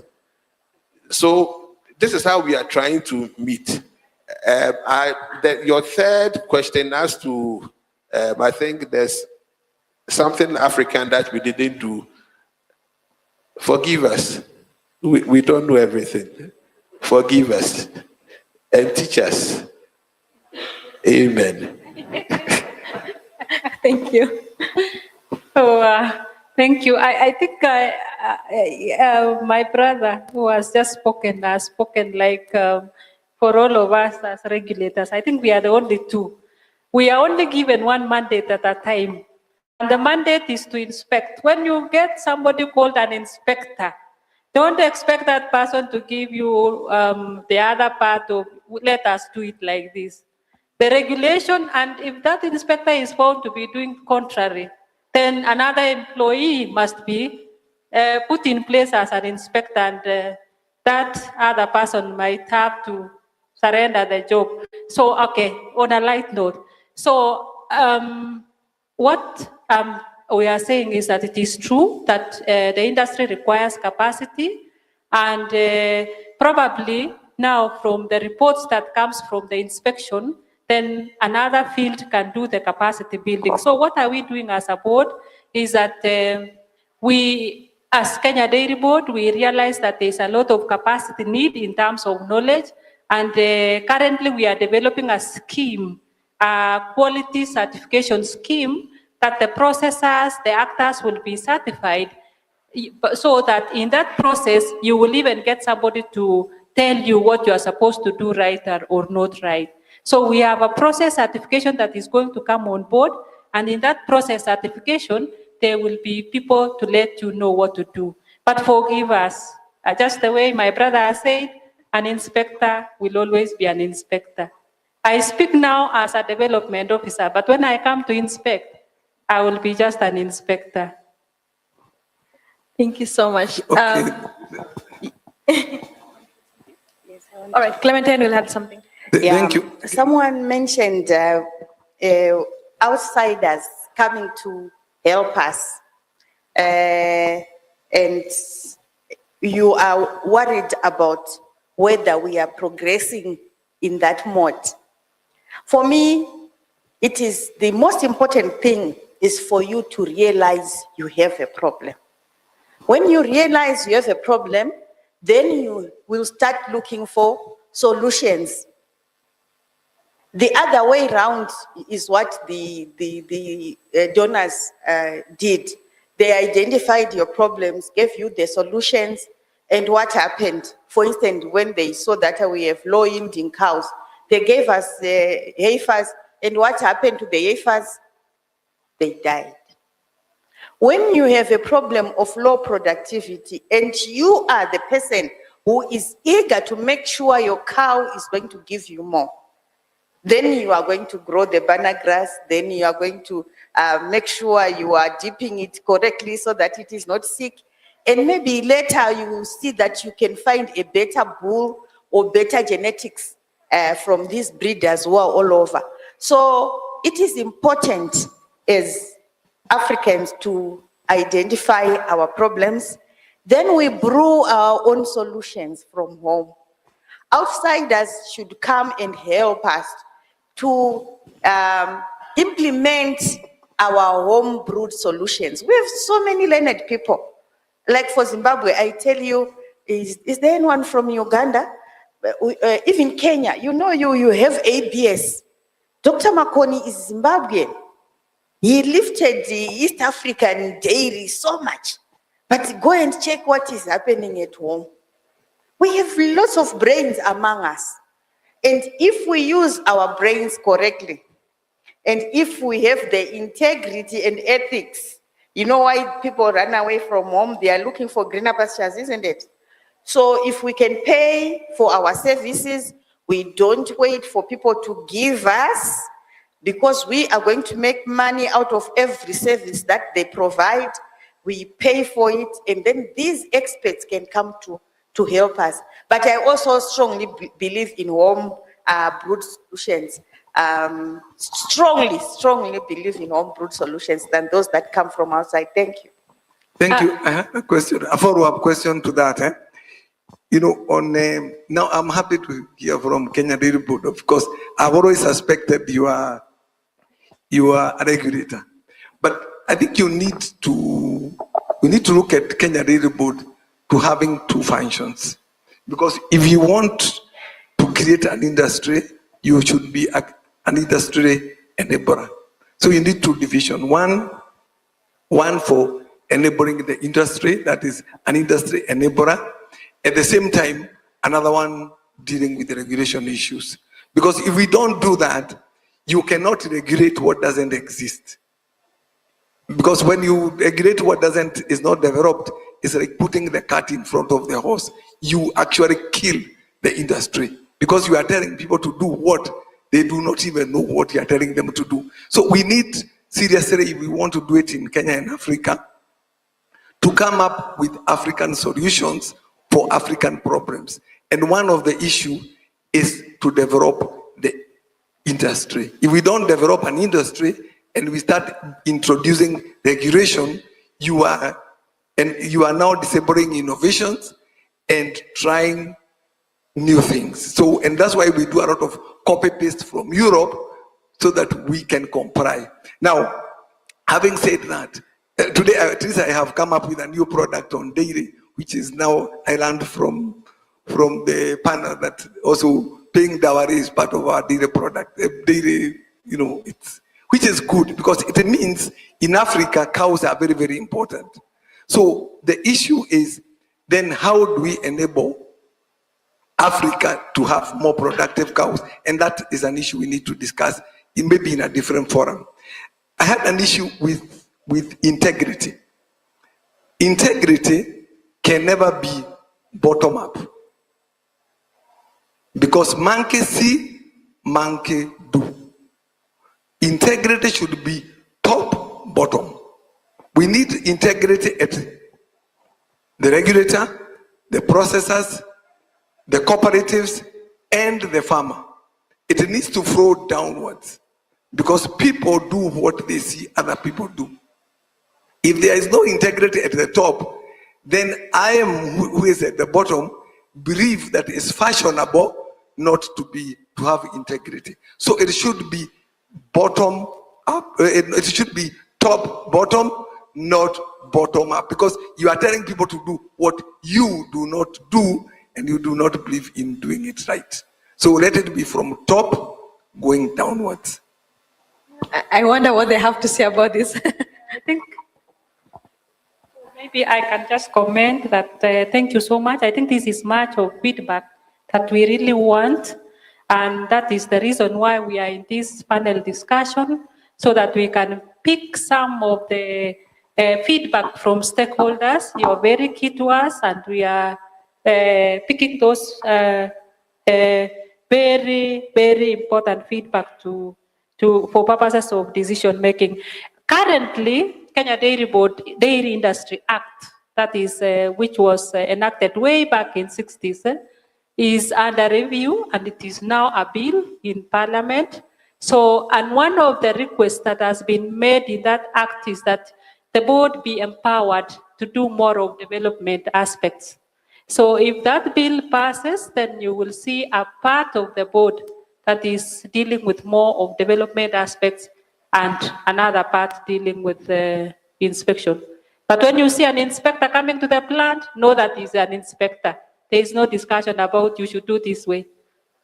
Thank you. So thank you for the feedback, and also on the integrity, I can't agree more. As I said that for us as Kenya Dairy Board, we have in governance level, the leadership at board is represented by the farmer, the processor, the consumer, all represented, so that it comes down now on behalf of those ones who are on the ground. Thank you. Thank you so much. Yes, thank you very much. It's well noted what you said, and it's great. In terms of like regulation as goes on, this very country, Kenya, you should celebrate food, and Ghana is part of what we call the Codex Alimentarius Commission, and from this very country, you have Dr. Azikele, the head of I think your veterinary, and he's the first black to have attained that position, and we all voted for him for that, and he's a great example. So in terms of like regulation and pushing ourselves into the right places, as you were mentioning, this is a very good thing that is going on. So up Kenya, you are doing well, and we are also following up in that example. Also in the area of regulation, you know, Egypt put us together, what we call the AFRAF, that's the food regulators all over Africa, like coming together, because we need to, you know, come together. The issue of harmonization, standards, and the rest, even though there is, what you call it, the standards, ISO, I think, one, but this is a body that would help us to learn best practices and start to cut certain things that should go off, and, you know, start to harmonize our activities. So it's not bad. Gradually, we are moving up there. In Ghana, we are WHO maturity level 3. The highest is 4. That is for drugs, medicines. My institution, we are Food and Drugs Authority. So the drugs areas, they have already attained this with WHO. And even with that, what we are doing, they train other NRAs, National Regulatory Authorities. And the food division too also has started. I think we've trained about 3 different African their regulatory bodies. They come, we share with them the way we do our things, and then we also learn from them. And we are doing it in stages. So I believe that regulation gradually is cutting across, and some of the approaches that we may be using to look especially at the SMEs are also things that we would also roll down there. Then the top-down approach, I can tell you, my institution, Food and Drugs Authority, we we are not saying we are angels. Definitely, we will not support any, actions of maybe officers who are not correct and are corrupt. So I can tell you, any cases that we have come across, people who don't act the proper way that a regulator is supposed to act, we get rid of. We don't play, around it. And we believe that the issue of integrity, as you mentioned, is very, very important. Also, we are in a time that many of you, these days, your phones, it can record.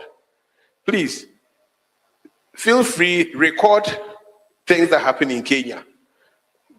Give evidence. If things happen in Ghana, things happen anywhere, let us be ready. Otherwise, then sometimes it's not top-down approach. It is people who are collaborating wrongly on the same, level to dupe the system and be corrupt. And corruption we will not be able to go anywhere. And that's why governance is important, that there's rule of law. So please, the public too, if you notice people are doing the wrong things, please gather the evidence, gather the right evidence and give it, and we'll get them out of the system. Thank you. Clementine, I think you. Yeah, I just want to talk about one other thing that we have omitted in this discussion, the informal nature of the dairy value chain in this part of the continent. We are mostly informal. If we look from the statistics that we were given, it was more than 70% informal and maybe only 30% formalized. Regulations will not apply in the informal sector because no one really follows up on where that product is going. So when we talk about integrity, we want the producers or the input suppliers who are at the bottom of the value chain to link up with the producers, who link up with the processors to the market. What I'm saying is, if we get the proper inputs and they are properly regulated, we had issues of things like aflatoxins and antibiotics, and all these medicines which are fake. They call them, sorry, I've forgotten the name, I will say it later. So if we are formalized, we can get help from the people that we are directly linked to.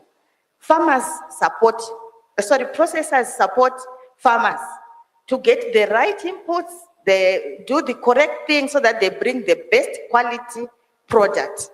But we said, as farmers, let's regularize our operations. Let's meet the minimum standards, which are all over in our regulations, so that we can bring our milk to a formal chain.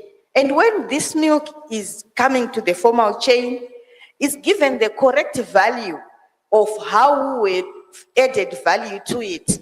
Because we just treat as if all our milk is sold in a bar somewhere, or I saw bicycles that have got 20-liter buckets moving in the streets. Informal is not good even for our health. Food safety that has been discussed here. So the more we reduce this informal sector, the more we strengthen the dairy value chain in Africa. So I want to challenge, fortunately for Zimbabwe, it's the opposite. We have 80% formal and only 20% informal. But for those who have mainly informal markets, let's formalize so that when we talk of the 5.3 billion liters, we see that milk as a global commodity which we can trade. If we compare the 5.3 billion with what you can trade currently, you see the discrepancy. So we are not adding value to our resources and what we can produce. So it is only us who can strengthen and stabilize this value chain. Thank you. Thank you. To just hold on there. I've seen Dr. Tawada. That will be the last question. Yes, go ahead. Good afternoon, everyone. Tawanda is my name. Please don't take this as any pointer to anyone, but I think we all have very harrowing experiences when we visit your offices in any form or shape. And when we come here, we see these high-level presentations, these things that look so good and nice and good talk. But operationally on ground, your offices are a scare ground to go, because what we encounter right from the security guard to the receptionist, to the basic officer, and even to that top bottom thing that was mentioned, is scary. People actually literally do not pay attention to the basic things. So my worry is that we hear all these good things you talk about, but when you come to where the rubber hits the road on getting the basics right, I'm very, very concerned. And I think for me, it's a point of personal reflection to say, how receptive, and do you have the basic processes and systems in place to make us feel welcome and improve your turnaround times and paperwork? Documents get lost, you resubmit, you don't know which offices you need to go. It actually becomes a very, very, very difficult environment to even think of going to any of your offices. So that's my concern. Thank you for your attention to this matter. Thank you, Dr. Tawada. Yes, all of you should respond, because Doc, if I was close to you, I would lift you and put you on my shoulder. No, you are right. You are right. And we do talk to our officers. And that is, in fact, actually, it was that's the reason why I was just telling you, please use your phones, record. Because we desperately want to weed such people out. It's not good for business, and you are right. That's the reason why, for example, my institution has this system we call the GFM, because we want customers, when they do their, they submit their registration application, we want they themselves to be able to track, like how you see DHL, they can track. So you can know it is at this stage, it's at that stage. Because we do accept that sometimes at the top level, we will speak. But down there, sometimes along the line, there are terrible things that do happen. And that's why I was saying that don't connive with our officers. If somebody is leading you a certain path, it's wrong. Food and Drugs Authority, we have said in Ghana that your registration, within 6 weeks, you are supposed to get a response of what has happened to your application. It doesn't always happen like that, but we would want to be able to give you the opportunity to complain. So, Doc, you have said right, and we don't connive with it, and we also leave ourselves. For example, every year we do what we call our stakeholders meeting, where we allow the public to come in, and they really give it to us that I submitted my product for registration. You didn't tell me anything at this time. So it's not all gold, but we believe that as a human institution, we would get better and better, and we need your cooperation. We need your evidence. Sometimes you have the evidence, but you also sympathize with those who are doing the wrong. We should have given us the opportunity, if we got the evidence from you, that you are being delayed and things like that. Because I'm questioned why something is not happening, and I have to look for answers. So you are right in what you are saying. May I take this thing personal? Thank you very much. Thank you, Doc. I think one is that the reason why we are here is that we want also to get that feedback. And the reason why we are here is that we are receptive of the feedback that comes, even as negative as it may be. So we are taking that as feedback. And I think this is something that speaks to us, even in terms of the policies and the instruments that we are using, so that even those instruments can be made in a way that is friendlier. I think if there is any industry regulator in Kenya which has been feared most in the past is Kenya Dairy Board. I agree with you. They have been feared that they are very rough, but over time we have been able to I wouldn't say that there is no complaint, but it is a common concern. So thank you so much. We are picking that feedback and it feeds into our bills, our regulations, so that we see that we do things in a friendlier way. So forgive us. If we are very hard, forgive us for now. We will keep improving. Thank you. Thank you very much. Thank you to our audience. Thank you for listening to us. And thank you to our panelists. That was amazing. And we'll see you guys in the networking. Thank you. Thank you so much to our panelists. Another round of applause, please, as they leave.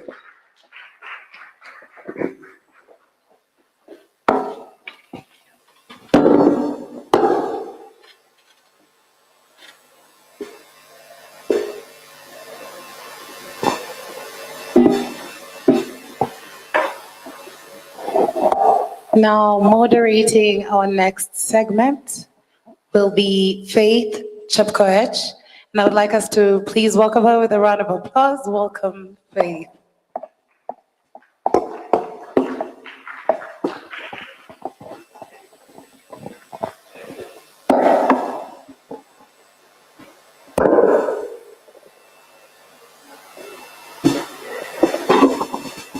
Hello, everybody. Hello. Now, we've spent the past 2 days talking about insightful insights within the dairy sector. We've showcased innovations. We have had high-value presentations. But how do we communicate dairy well, especially in this age of misinformation?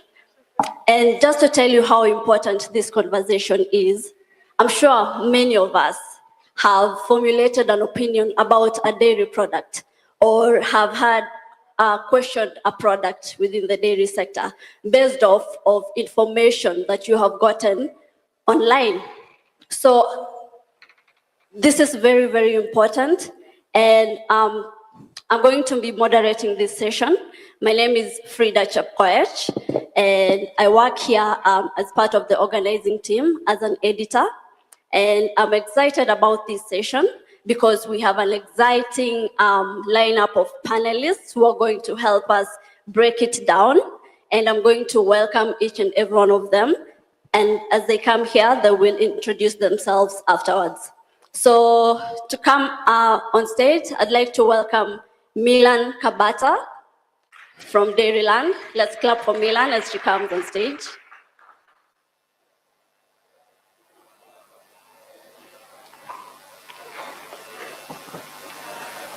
Thank you so much, Milan. Next, I'd like to welcome Waithera Nganga from Biofoods. Let's clap for Waithera as she comes on stage.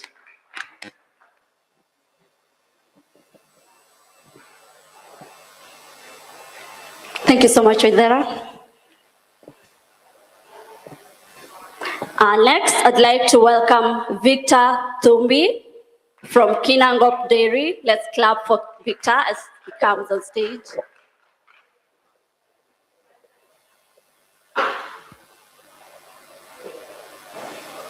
One of the panelists is running late. I'd like to just say her name in case she has arrived. Elizabeth Dina from Brookside. All right. She'll probably find us as we proceed. A reminder to all panelists, please hold the microphone as close to your mouth as possible.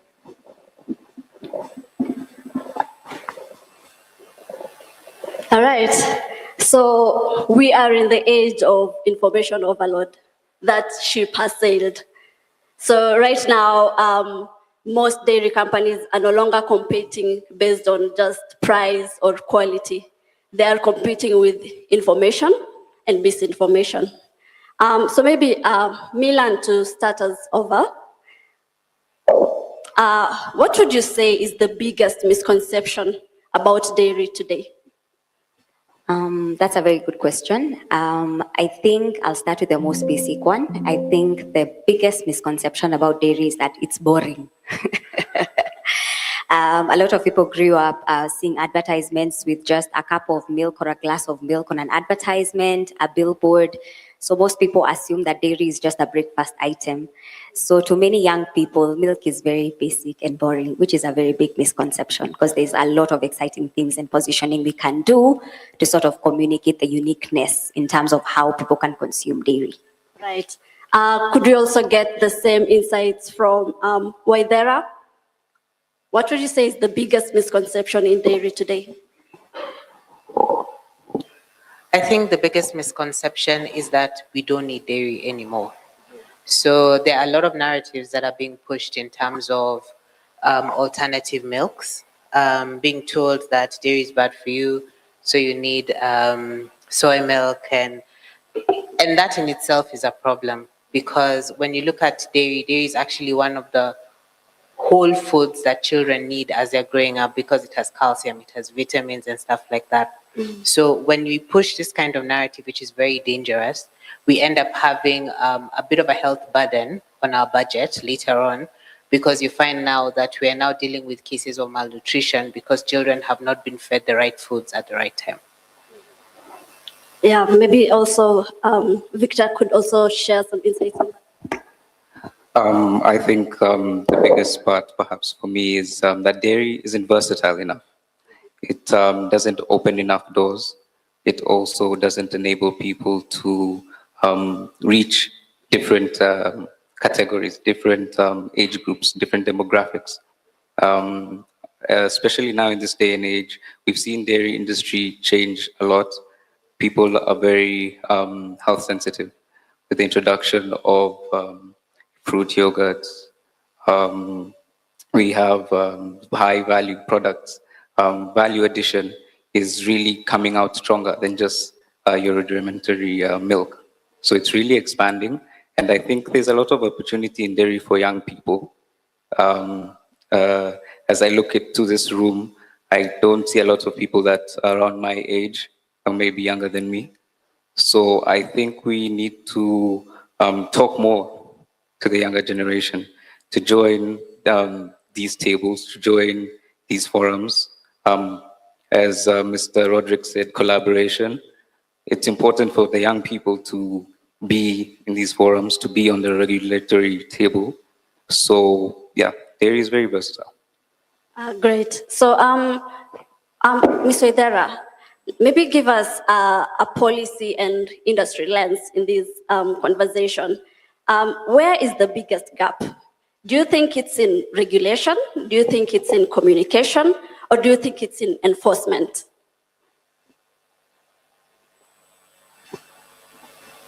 Especially when it comes to misinformation. I'm going to answer that question in 3 parts. First, I'm very excited by the age that is just stated here. I mean, this do not mind. Me, I'm 45. But the first gap that we have is the fact that very few young people are engaged in agriculture. So one of the things that we do is we go around the country. I work for Biofoods, which is the premium dairy processor in the country. I know it's a dangerous thing to say in this room, but we are the premium dairy processor. And when we go around, one of the things that we notice is that the average age of dairy farmers in this country is, we'd like to say maybe 55 to 65. So that is the first gap that we see in terms of sustainability of the industry. Then now back to your question, in terms of which is the biggest gap we see in terms of communication, whether it's regulatory, enforcement, or communication. I think the biggest gap is in communication because one, there's the value of dairy to the consumer. We don't talk enough about that. Then secondly, in fact, I was just laughing over here with Mildred. and I don't know whether she's still in the room, Mildred from KDB. There's so much that the regulator is doing in terms of quality enforcement in the industry and quality support to the dairy processors. Maybe they don't talk a lot about that, and it's important that they bring it out. Then the third thing is we're a self-regulated industry, yeah? So there's no gap in terms of enforcement because us as processors, in fact, I think I saw our chairman, our vice chairman of the Kenya Dairy Processors Association here. We are, yes, there's a very big boss in the room. So we as an industry do not wait for the regulator to enforce. We are a disciplined industry, and we are consistently pushing out the facts that we abide by quality. We are interested in giving the consumer quality, but I think our biggest issue is that we don't talk about it enough. And as processors and as players in the industry, we need to start talking about it more. Well, that's amazing. Thank you so much. So Milan, I'm sure you've had experience with so many flagship products, right? So we have many brands that are pushing information, and we have had experiences of very few of those push efforts translating in behavior change. Why do you think most consumers are very slow at switching or trusting a particular product? I would say that we're dealing with a very progressive market, especially with what you just said. Many young people have not gotten into this sector, internalizing for what it is. So I will speak from an end consumer perspective. I think the packaging of the information is very important because we are shifting or building a bridge between the older generation and the young generation. And I kind of believe that the miscommunication is the way we've packaged dairy over the last very many years, probably 20 to 40 years, has been the same way. So I think it's very good to tailor our communication towards and package it in a way where the young generation is able to sort of like connect in language and in culture trends that somehow they can relate to and be able to sort of know what we're talking about. So young people's attention span is very kidogo, right? Very small. And in terms of how we package whether it's packaging our product, whether it's in messaging, whether it's in the labels that we're putting out, there has to be a fun element or a palatable way we are communicating about either what we've enforced in terms of policies and what you are asking her. So it's about the palatability of how we are able to communicate to the new age market. Yeah. So is emotion stronger than facts in dairy communication? I think the young people, yes, would like to know about facts, but then it depends on the fonts and the colors, depending. So it depends on how you package it. So I think facts are important, but the way you relate to the youth is very, very important. It has to be very, very uniquely curated. Yeah. All right, because I know I get appealed with the visuals more than the facts. Exactly. So, yeah. So Victor, from a sales perspective, right? Can you actually see the impact of misinformation on dairy consumption patterns? Yes, in fact, almost immediately. You see, the thing with misinformation in this social media era is it travels very fast. The moment the truth arrives late, then the lie has won the first round. And it's usually very difficult to recuperate from that. You lose a lot of your consumer perception. It's also very expensive. You've lost the trust as you're trying to communicate the good dairy. So if you're not fast in this industry, I think you tend to lose out because within 24 hours, the first 24 hours of misinformation are vital. Those are key. So as a dairy industry, as much as we want to communicate the facts in a very colorful and interesting way, we cannot forget the fact that they have to be facts. We have to communicate the facts, we have to be consistent, and we have to also be able to respond calmly when these things come up. Because misinformation will come. It tends to come at the least expected time. I'll even give an example of last year where there was a very serious misinformation campaign that traveled with one of the dairy players that's actually been in this forum. And it, trickled down to a lot of us in this dairy industry. The organization was able to handle that situation very quickly and very promptly. But that's where I would also go into saying, I think trust, it's industry shared. So one dairy crisis for one of us, I think is a dairy crisis for all of us. Because barely will you find consumers or people just doing a poll on maybe just one brand. It's very quick. Consumers are very quick at commenting on something and saying, I use this, please give me information on this brand and on this brand. So it trickles down to all of us. So I think misinformation, it comes when you least expect it. Right, right. That's a very important point. Can I just add on to what he said? Right. So one of the things that we find is because in Kenya, every household has a cow. Everybody has grown up with a cow. Everybody understands milk or thinks they understand milk. So you're dealing with an audience that thinks they know. So when you're telling them, they're like, what are you telling us? So one of the things we noticed, about 2 years ago, we did a campaign. It was called Safe Milk. And we're talking about things like aflatoxin and antibiotic resistance. And guys on social media were like, what are you telling us? Our grandmothers boiled milk. What is an aflatoxin? What do you mean there's antibiotics in milk? And the more we tried to inform them, the more they refused to listen. And they were like, there's nothing you're telling me. Milk can't kill me. So there's already also a misconception amongst consumers that they understand milk better than you do. And if you tell them anything about aflatoxin, they say, okay, now you guys are tampering with the milk. We're not interested. But we're like, we're just trying to teach you. So it's a catch-22. Sometimes you want to inform them, but in the process of informing them, it ends up becoming a social media battle. Yeah. Thank you so much.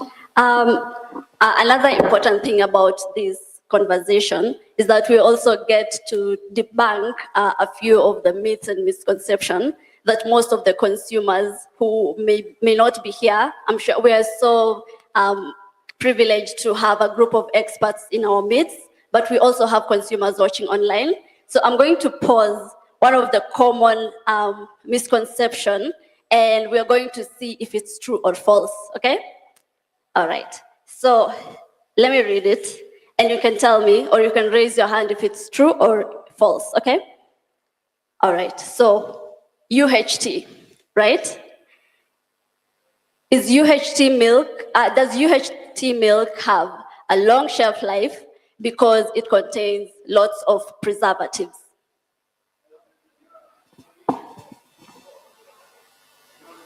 Yes? It's false. Do you all agree it's false? But most people, most consumers assume that it has an extended shelf life because it has a lot of preservatives. But maybe it's important to clarify what UHT actually means, right? Ultra heat treated, right? So maybe one of you could break down why most people assume that it's not, it's full of preservatives, especially in other products. I'll say probably because of the shelf life. So people are used to fresh milk, which is 3 days. You know, how are you telling me that your milk can go for 6 months? Or what exactly is that information? That is a lie. But it's just, they don't have the knowledge. They don't have that information. 70% of consumers use social media for their food-related information. So I wonder, why are we not able to communicate this information, as my fellow panelist Milana said, as yes, in fun ways, like I'm sure most of us have seen the AI-generated videos of the fruits talking, giving facts. Don't leave me in the fridge or I'll go bad. You know, those things are very interesting. They're very captivating. Why aren't we in the dairy industry doing that? Why aren't we communicating to people like that? It might seem small, but you'll be amazed at the impact that information like that will have, because sharing goes a long way, especially, leave alone just Instagram and etc. But people share videos a lot. And through this sharing video, word of mouth travels a lot, especially in the local areas, some places where perhaps there's not too much internet usage, etc. So I think, just as Milana said, it's for us to communicate and give that information in an interesting way. So Milan, I'm gonna pick your brain on this next question. How do you think industry players can speak with one voice without losing their individual brand identity? So I think for them to have one voice, I don't think you can speak in one voice, but I think what is the advantage of having such diverse players in the industry is that every person needs to tap into their differentiation, the USP they bring in terms of the different products they have. So I think a unifying factor, for example, is what you talked about, quality. So I think that's one of the main languages that people can speak, just that reassurance about the quality, the processes, the transparency in terms of responsible sourcing and stuff like that. Because I feel, and again, I will speak for the younger generation, because most younger generation people are more keen. Now, brands can get away with when the older millennials and Gen X's, okay, millennials and Gen X's, they didn't have a lot of information and did not follow up to know a lot of detail. But I believe now the young people want to know companies that are responsible in their sourcing. They want to know who is actually farming. For example, in my industry, we have chocolates. A lot of people want to know, is there child labor involved in where we are sourcing our cocoa and stuff like that? So you'd find young people as young as 16 all the way to 25 are very interested in the micros of how their products are made. So I think such granular information is very important because the Gen Zs have become detectives and we have to work ahead of them. Yeah. That's amazing. And maybe, Waithera, you could build on that and tell us, in your opinion, should misinformation in food be regulated more strictly? Okay, so there's two elements to this conversation. So social media has democratized criticism, but it has not democratized consequences. If I come to you right now and I tell you something bad, you're going to slap me on the spot. But on social media, there's no recourse for you. So should it be regulated? That's under the Freedom of Speech Act, the digital, and I don't want to engage on that. But one of the things that as processors we need to be keen about is monitoring our brands and ensuring that you're always on top of your social media narrative. So I'll give you an example, just on the same issue of shelf life. So Biofoods is the only milk that has a 16-day shelf life for whole milk. And we are hit on that all the time on social media because guys say, no, milk ideally should start rotting in 3 days, in 4 days. And what we did is we told guys, listen, if you want to come and understand our grass, we call it grass to glass, come and understand and see what it is that we do.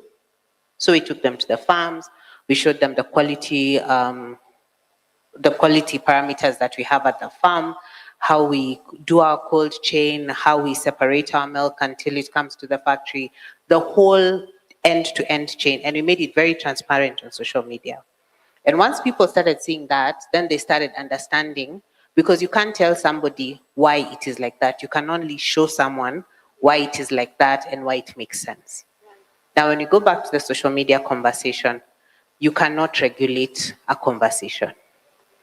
You can only create transparency and visibility in a conversation. Yeah. So like what I was telling you, fighting with every troll who comes to deal with your brand is very difficult.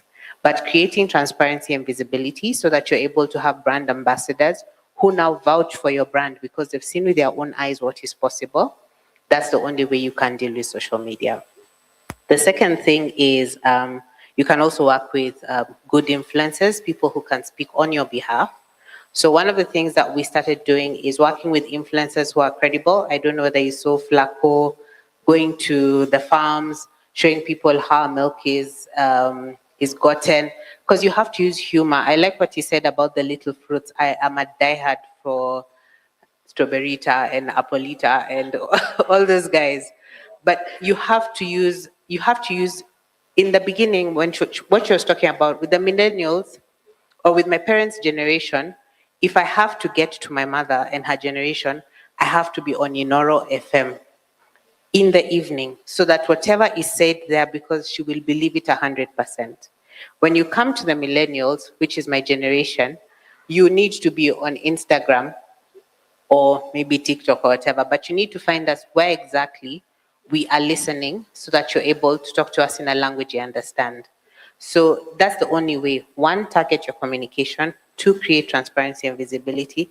And 3, I don't mind trolls. In fact, I love trolls, because every time they come and create drama around the brand, guess what? It creates an avenue for us to open up the conversation, listen to what consumers are saying, give them the information and the answers that they're seeking for, and guess what happens after that? It translates to conversion of sales on the shelf. So not all controversy is bad controversy.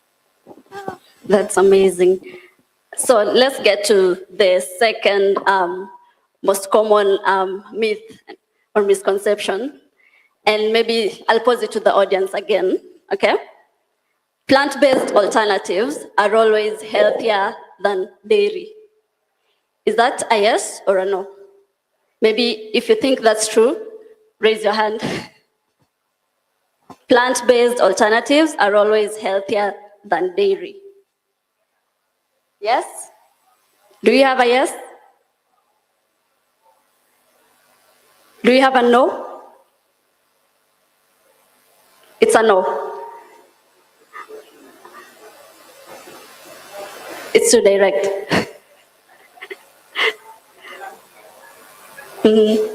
So plant-based dairies products or plant-based alternatives for dairy are healthier than the actual dairy.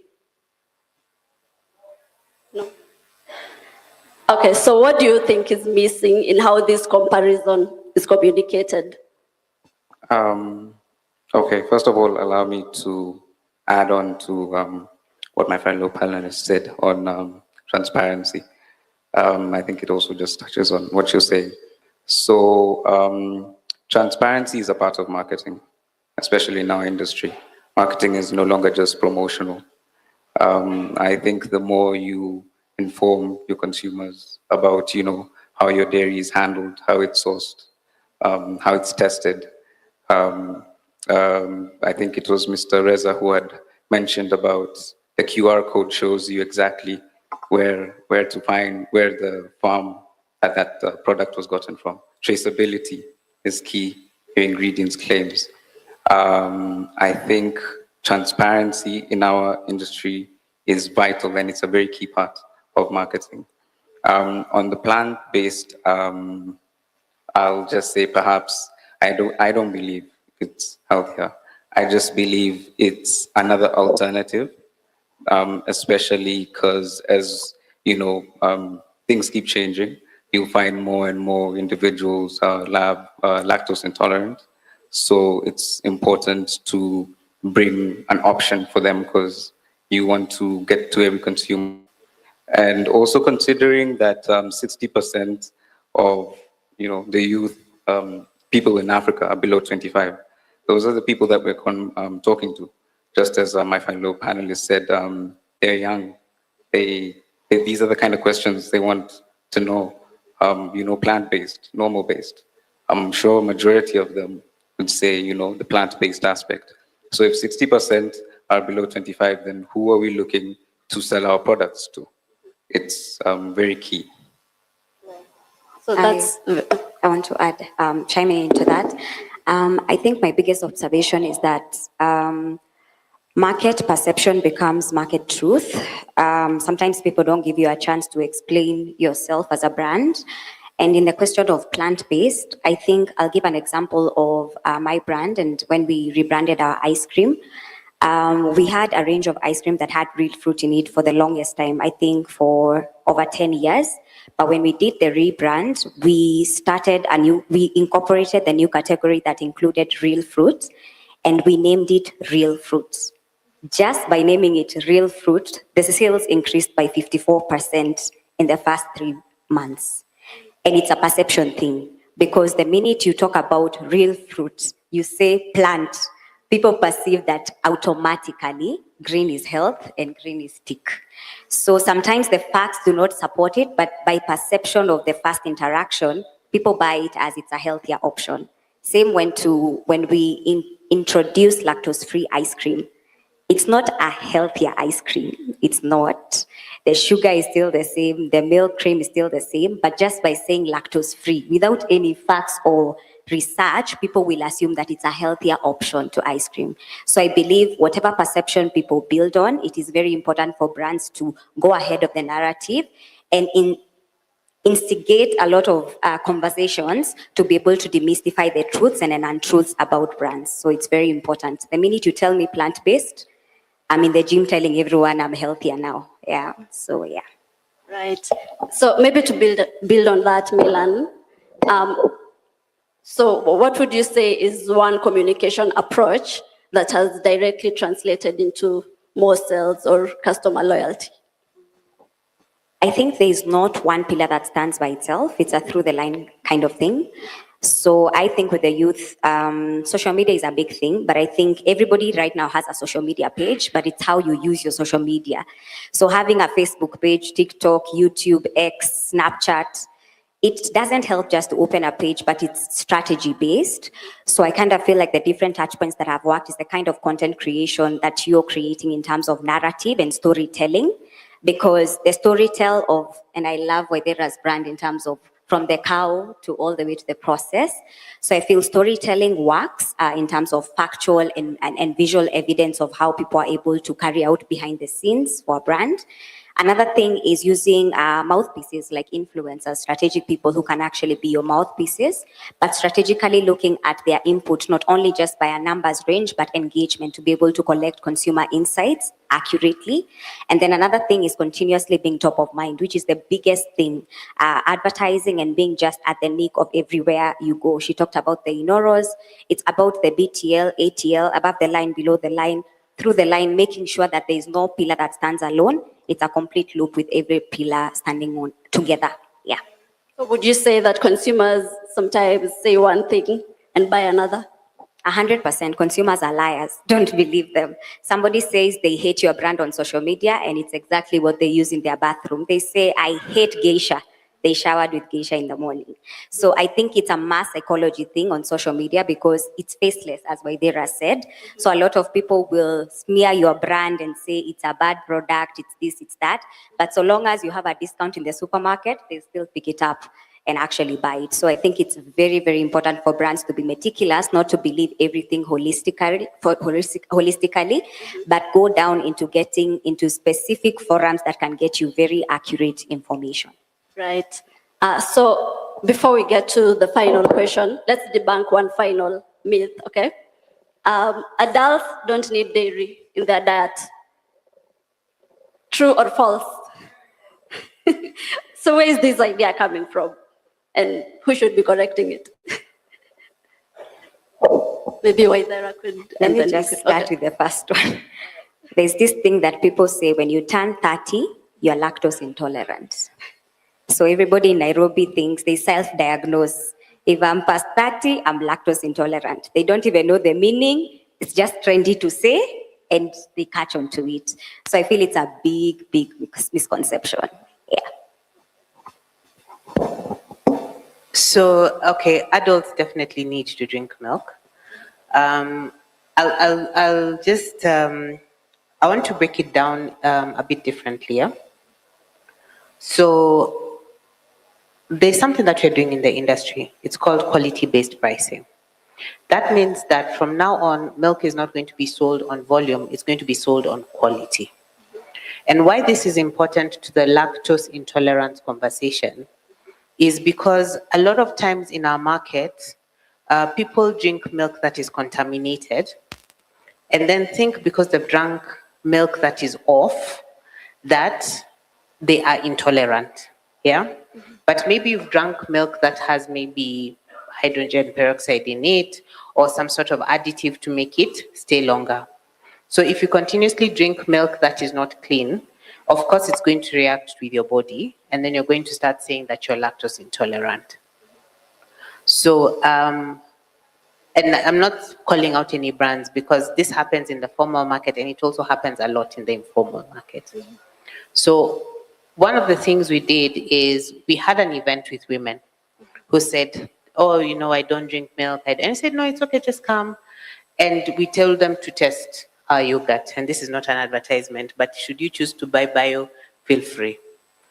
And we asked them to taste and drink the milk. And then they say, oh, but your milk, I don't know why I don't react to your milk, but I react. So we said, listen, it is not, I don't think the percentage of our population that believes it's lactose intolerant is actually lactose intolerant. It's because they're drinking milk that is contaminated. And once we now we are switching as processors in the formal market, we are moving more towards buying milk based on quality, based on higher cleanliness, zero antibiotics tolerance, aflatoxin safe. I'm telling you, within the next 1 to 2 years in this country, all the people who are saying are lactose intolerant, they're going to become tolerant to milk again. Yeah? So it's a matter of cleanliness of milk. Now, do adults need milk? I can't answer, that's a very personal question, but I don't know that it's right to say this, but in Kenya we say, ata paka mzee hukunywa maziwa. So yes, we all drink. You understand it the way you will, but yes, we all need milk.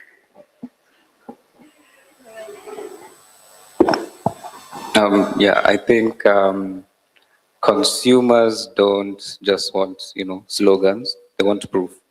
So also to touch on what she said about collaboration, collaborating with influencers is very important, but we can also go a step further, collaborating with doctors, collaborating with nutritionists.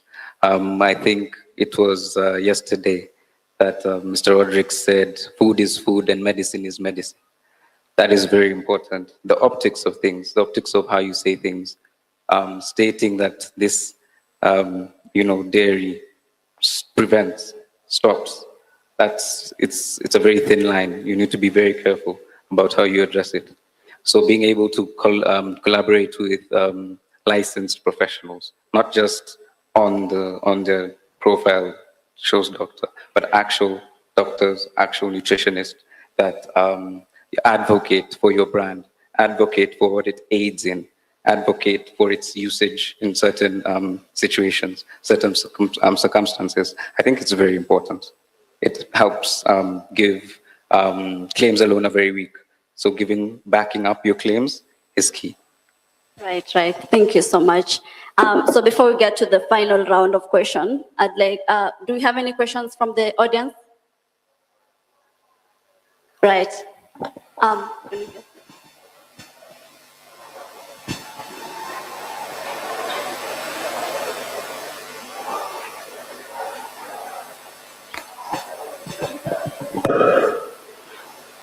I've been told to introduce myself. My name is Dr. Eunice Mewa from University of Eldoret.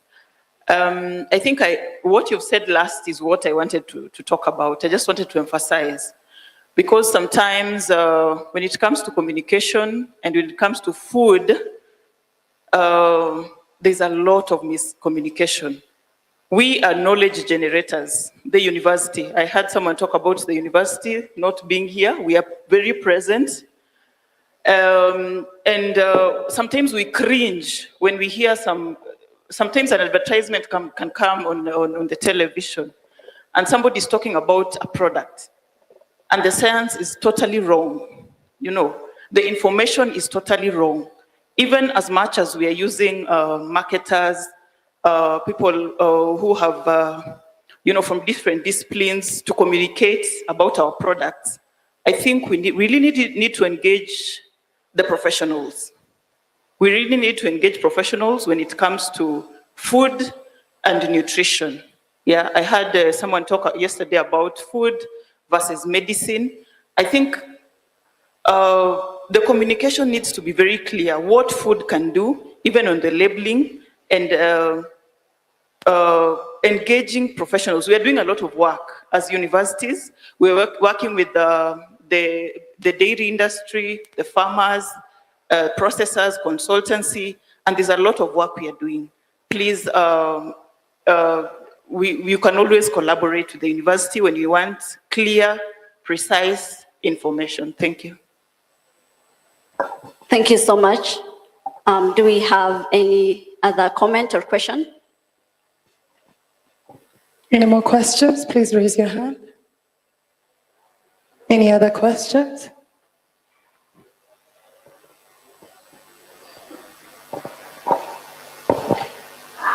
Thank you so much for what you've been sharing. I have two questions. One, in the age of fake news and misinformation, do you think should I say fake news or misinformation when it comes to alternative like sources of milk? For example, people from my community, because it's where we get milk, they'll say it comes, it's chemical, it's, they'll put something like GMO, which doesn't make sense.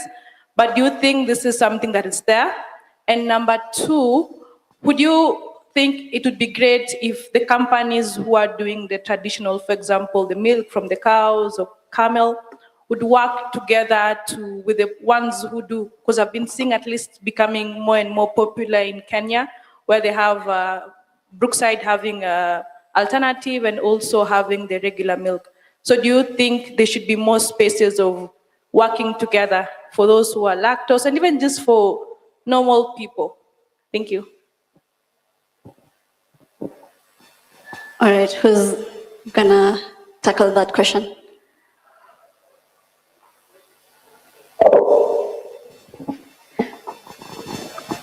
First, I like what Dr. Ari said from the university.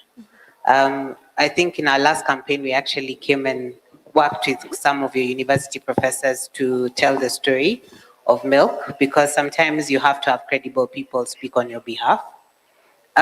In terms of the age of fake news,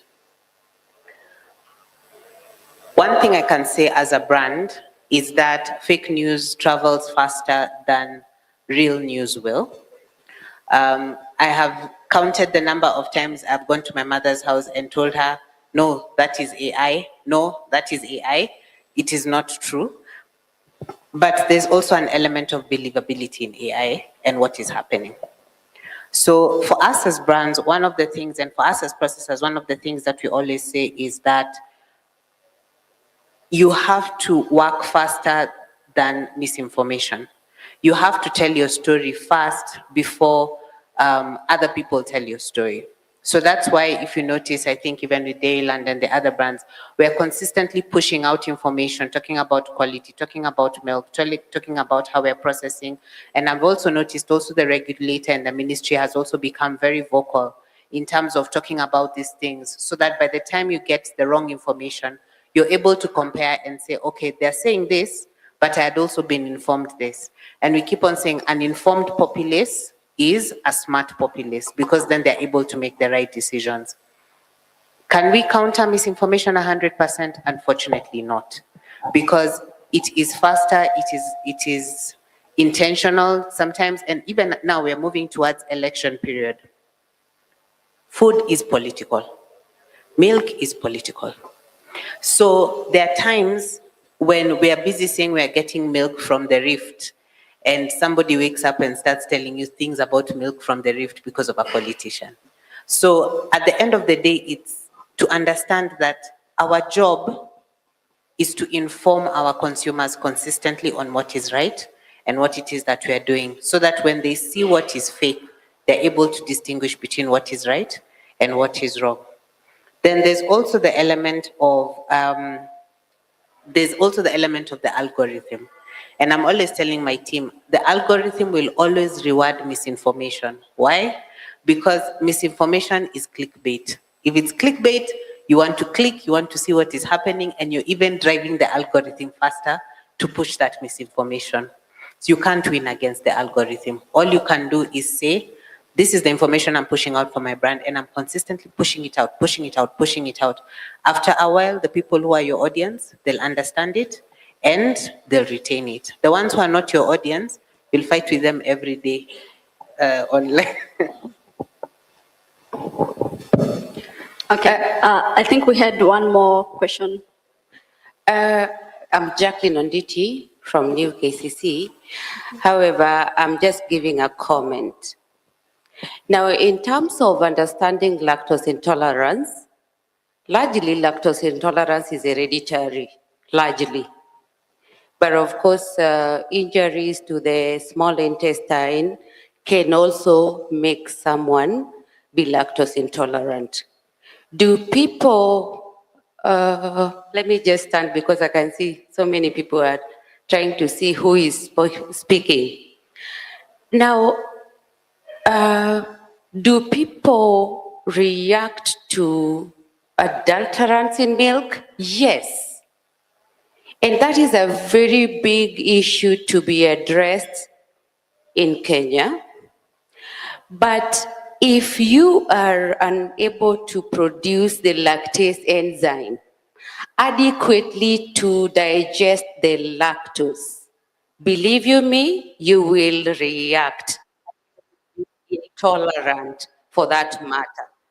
Intolerance can be extreme or mild, depending on how your body is able to produce in the amounts of lactase enzyme to help you digest the lactose.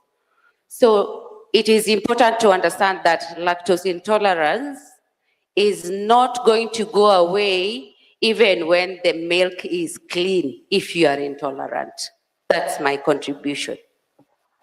All right, thank you. So we are out of Sorry, time, but we sorry, can take let one more question, right? Let me just comment. I did not say that all lactose intolerance is because of dirty milk. There are people who are born with a condition, but then there are also very many people in the industry who are reacting to contaminants in milk. And once we eliminate that, then we'll see a change. But I agree with you 100%. All right, we'll take the final two questions. Yes, thank you so much. Mine is just an observation from the discussion. All the time that we have taken on that discussion, we've talked about dairy products, but we have not talked about anything to do with the dairy. Should I be in order then to suggest that that should have been dairy and dairy products instead of dairy? Goodness of dairy and dairy products. Because we have talked more about the products and not the dairy. We have gotten lost from the word daily. Thank you. Thank you. Okay, thank you very much. Mine is not a question, but it's I have a dream. I have a dream that one day these excellent young ones sitting here could work with the FDA, Ghana. I have a dream. I have a dream because there's some information I'm leaving my sister, and I want you to make it available to them on the labeling of food. Because in the dream, if they were communicating with their own friends and age group about the labeling, the issue of intolerance, the issue of dairy, I believe that the message could go very far. And so I have a dream that as we are rounding up, feel free, take our address. Let's start working. The FDA, the youth of Kenya. Let's share ideas. I don't even mind organizing a virtual meeting so that you listen to how to label what to watch out for, and how to communicate with others. One of the things that my institution does, we also train regulatory bodies. I think I just showed you a letter because I just got a letter. One group from Niger is coming to our end to share ideas. And so we want to open the doors. They will give you the information. Let us share. I have a dream that you will continue doing what you are doing. People will trust you because they are your mates more than they will trust this bald man. Thank you.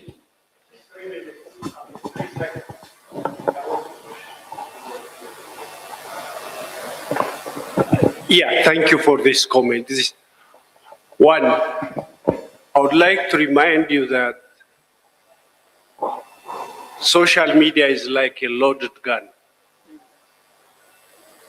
You can use it to kill an animal that's coming to kill you, or it can backfire and kill somebody you don't want to. That's number one.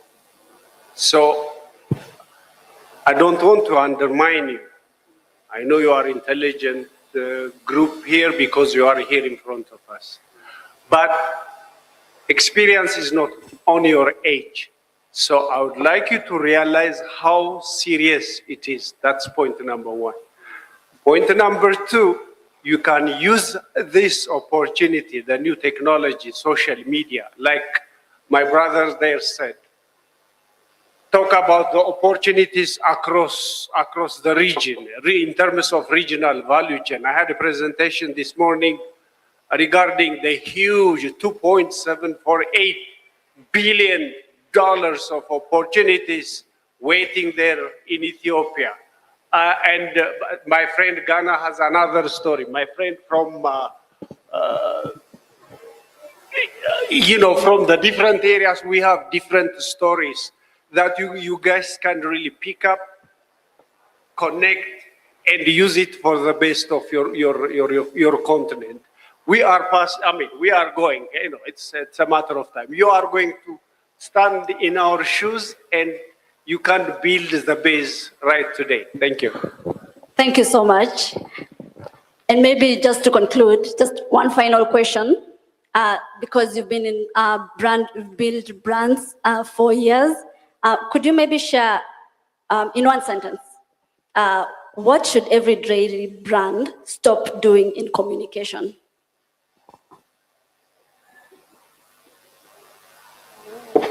In one sentence.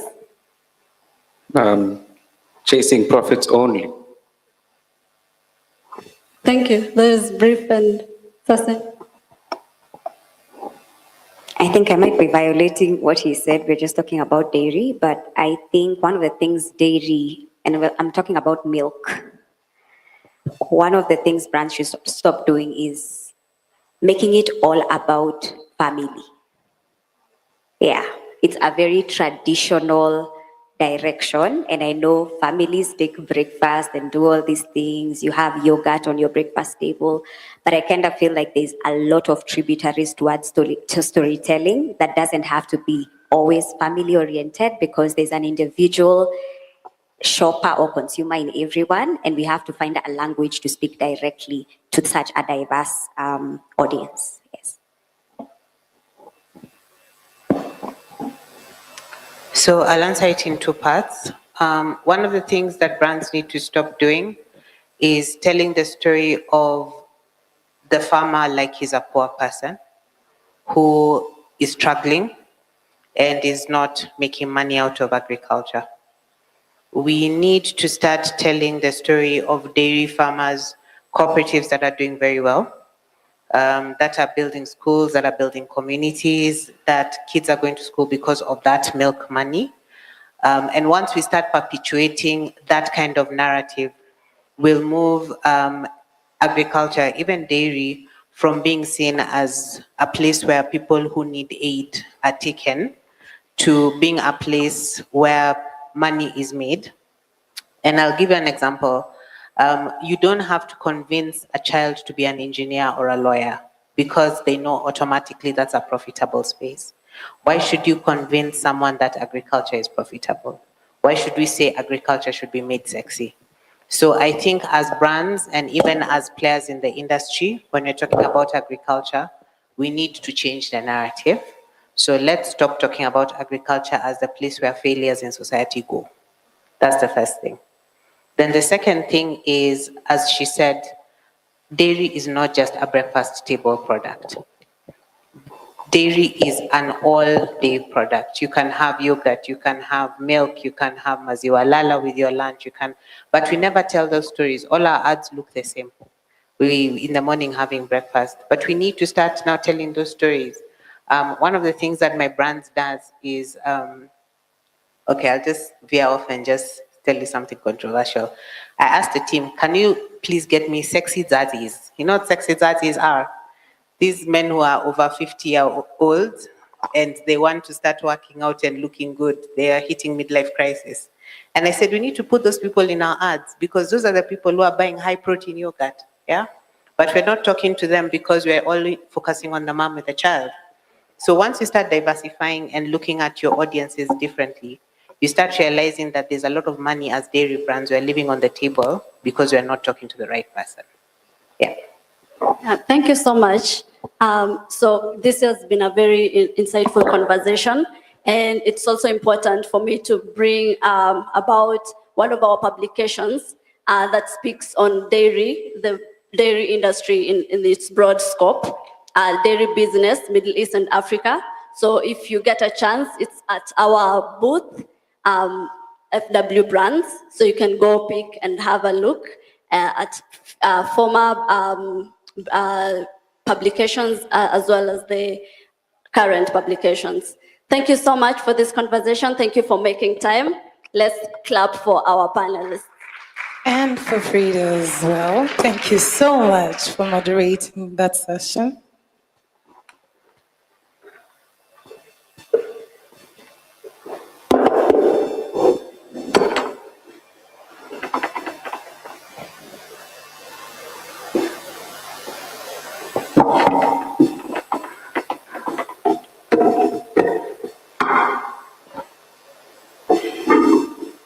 So, one more round of applause for our final panelists. I don't know how we're feeling, but we are about to wrap up day 2 of the Africa Dairy Innovation Summit. We do have a gala dinner that's coming up, but I have thoroughly enjoyed learning everything dairy. For those of you who do not know, I am not actually in this industry at all. But I have really enjoyed every single thing that I've learned. I am professionally a makeup artist, a stylist, and an MC. And I have been your MC for the Africa Dairy Innovation Summit. So I do hope that you enjoyed yourself.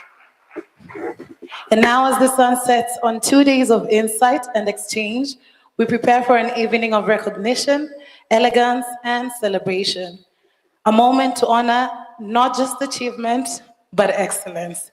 So I look forward to seeing each and every single one of you at the gala dinner. We presented you with, I don't know if there's anybody who has, okay, I see one. I'll get one just now.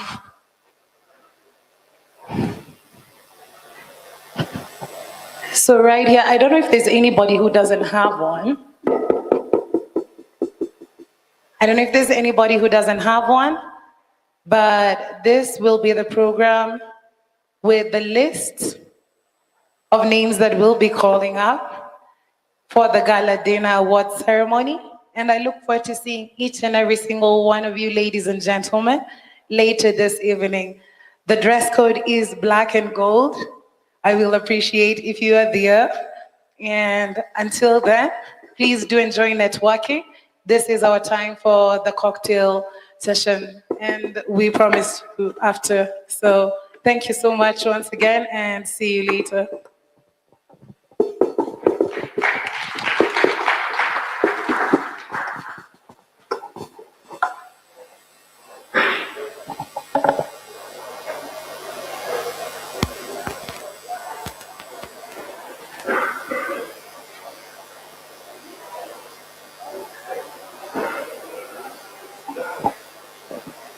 one more announcement is for all the delegates. Actually, it's all the speakers. Please meet Mary Shira right at the registration desk. She will be expecting you. If you are a moderator or a speaker today, please meet Mary Shira at the registration desk. Thank you.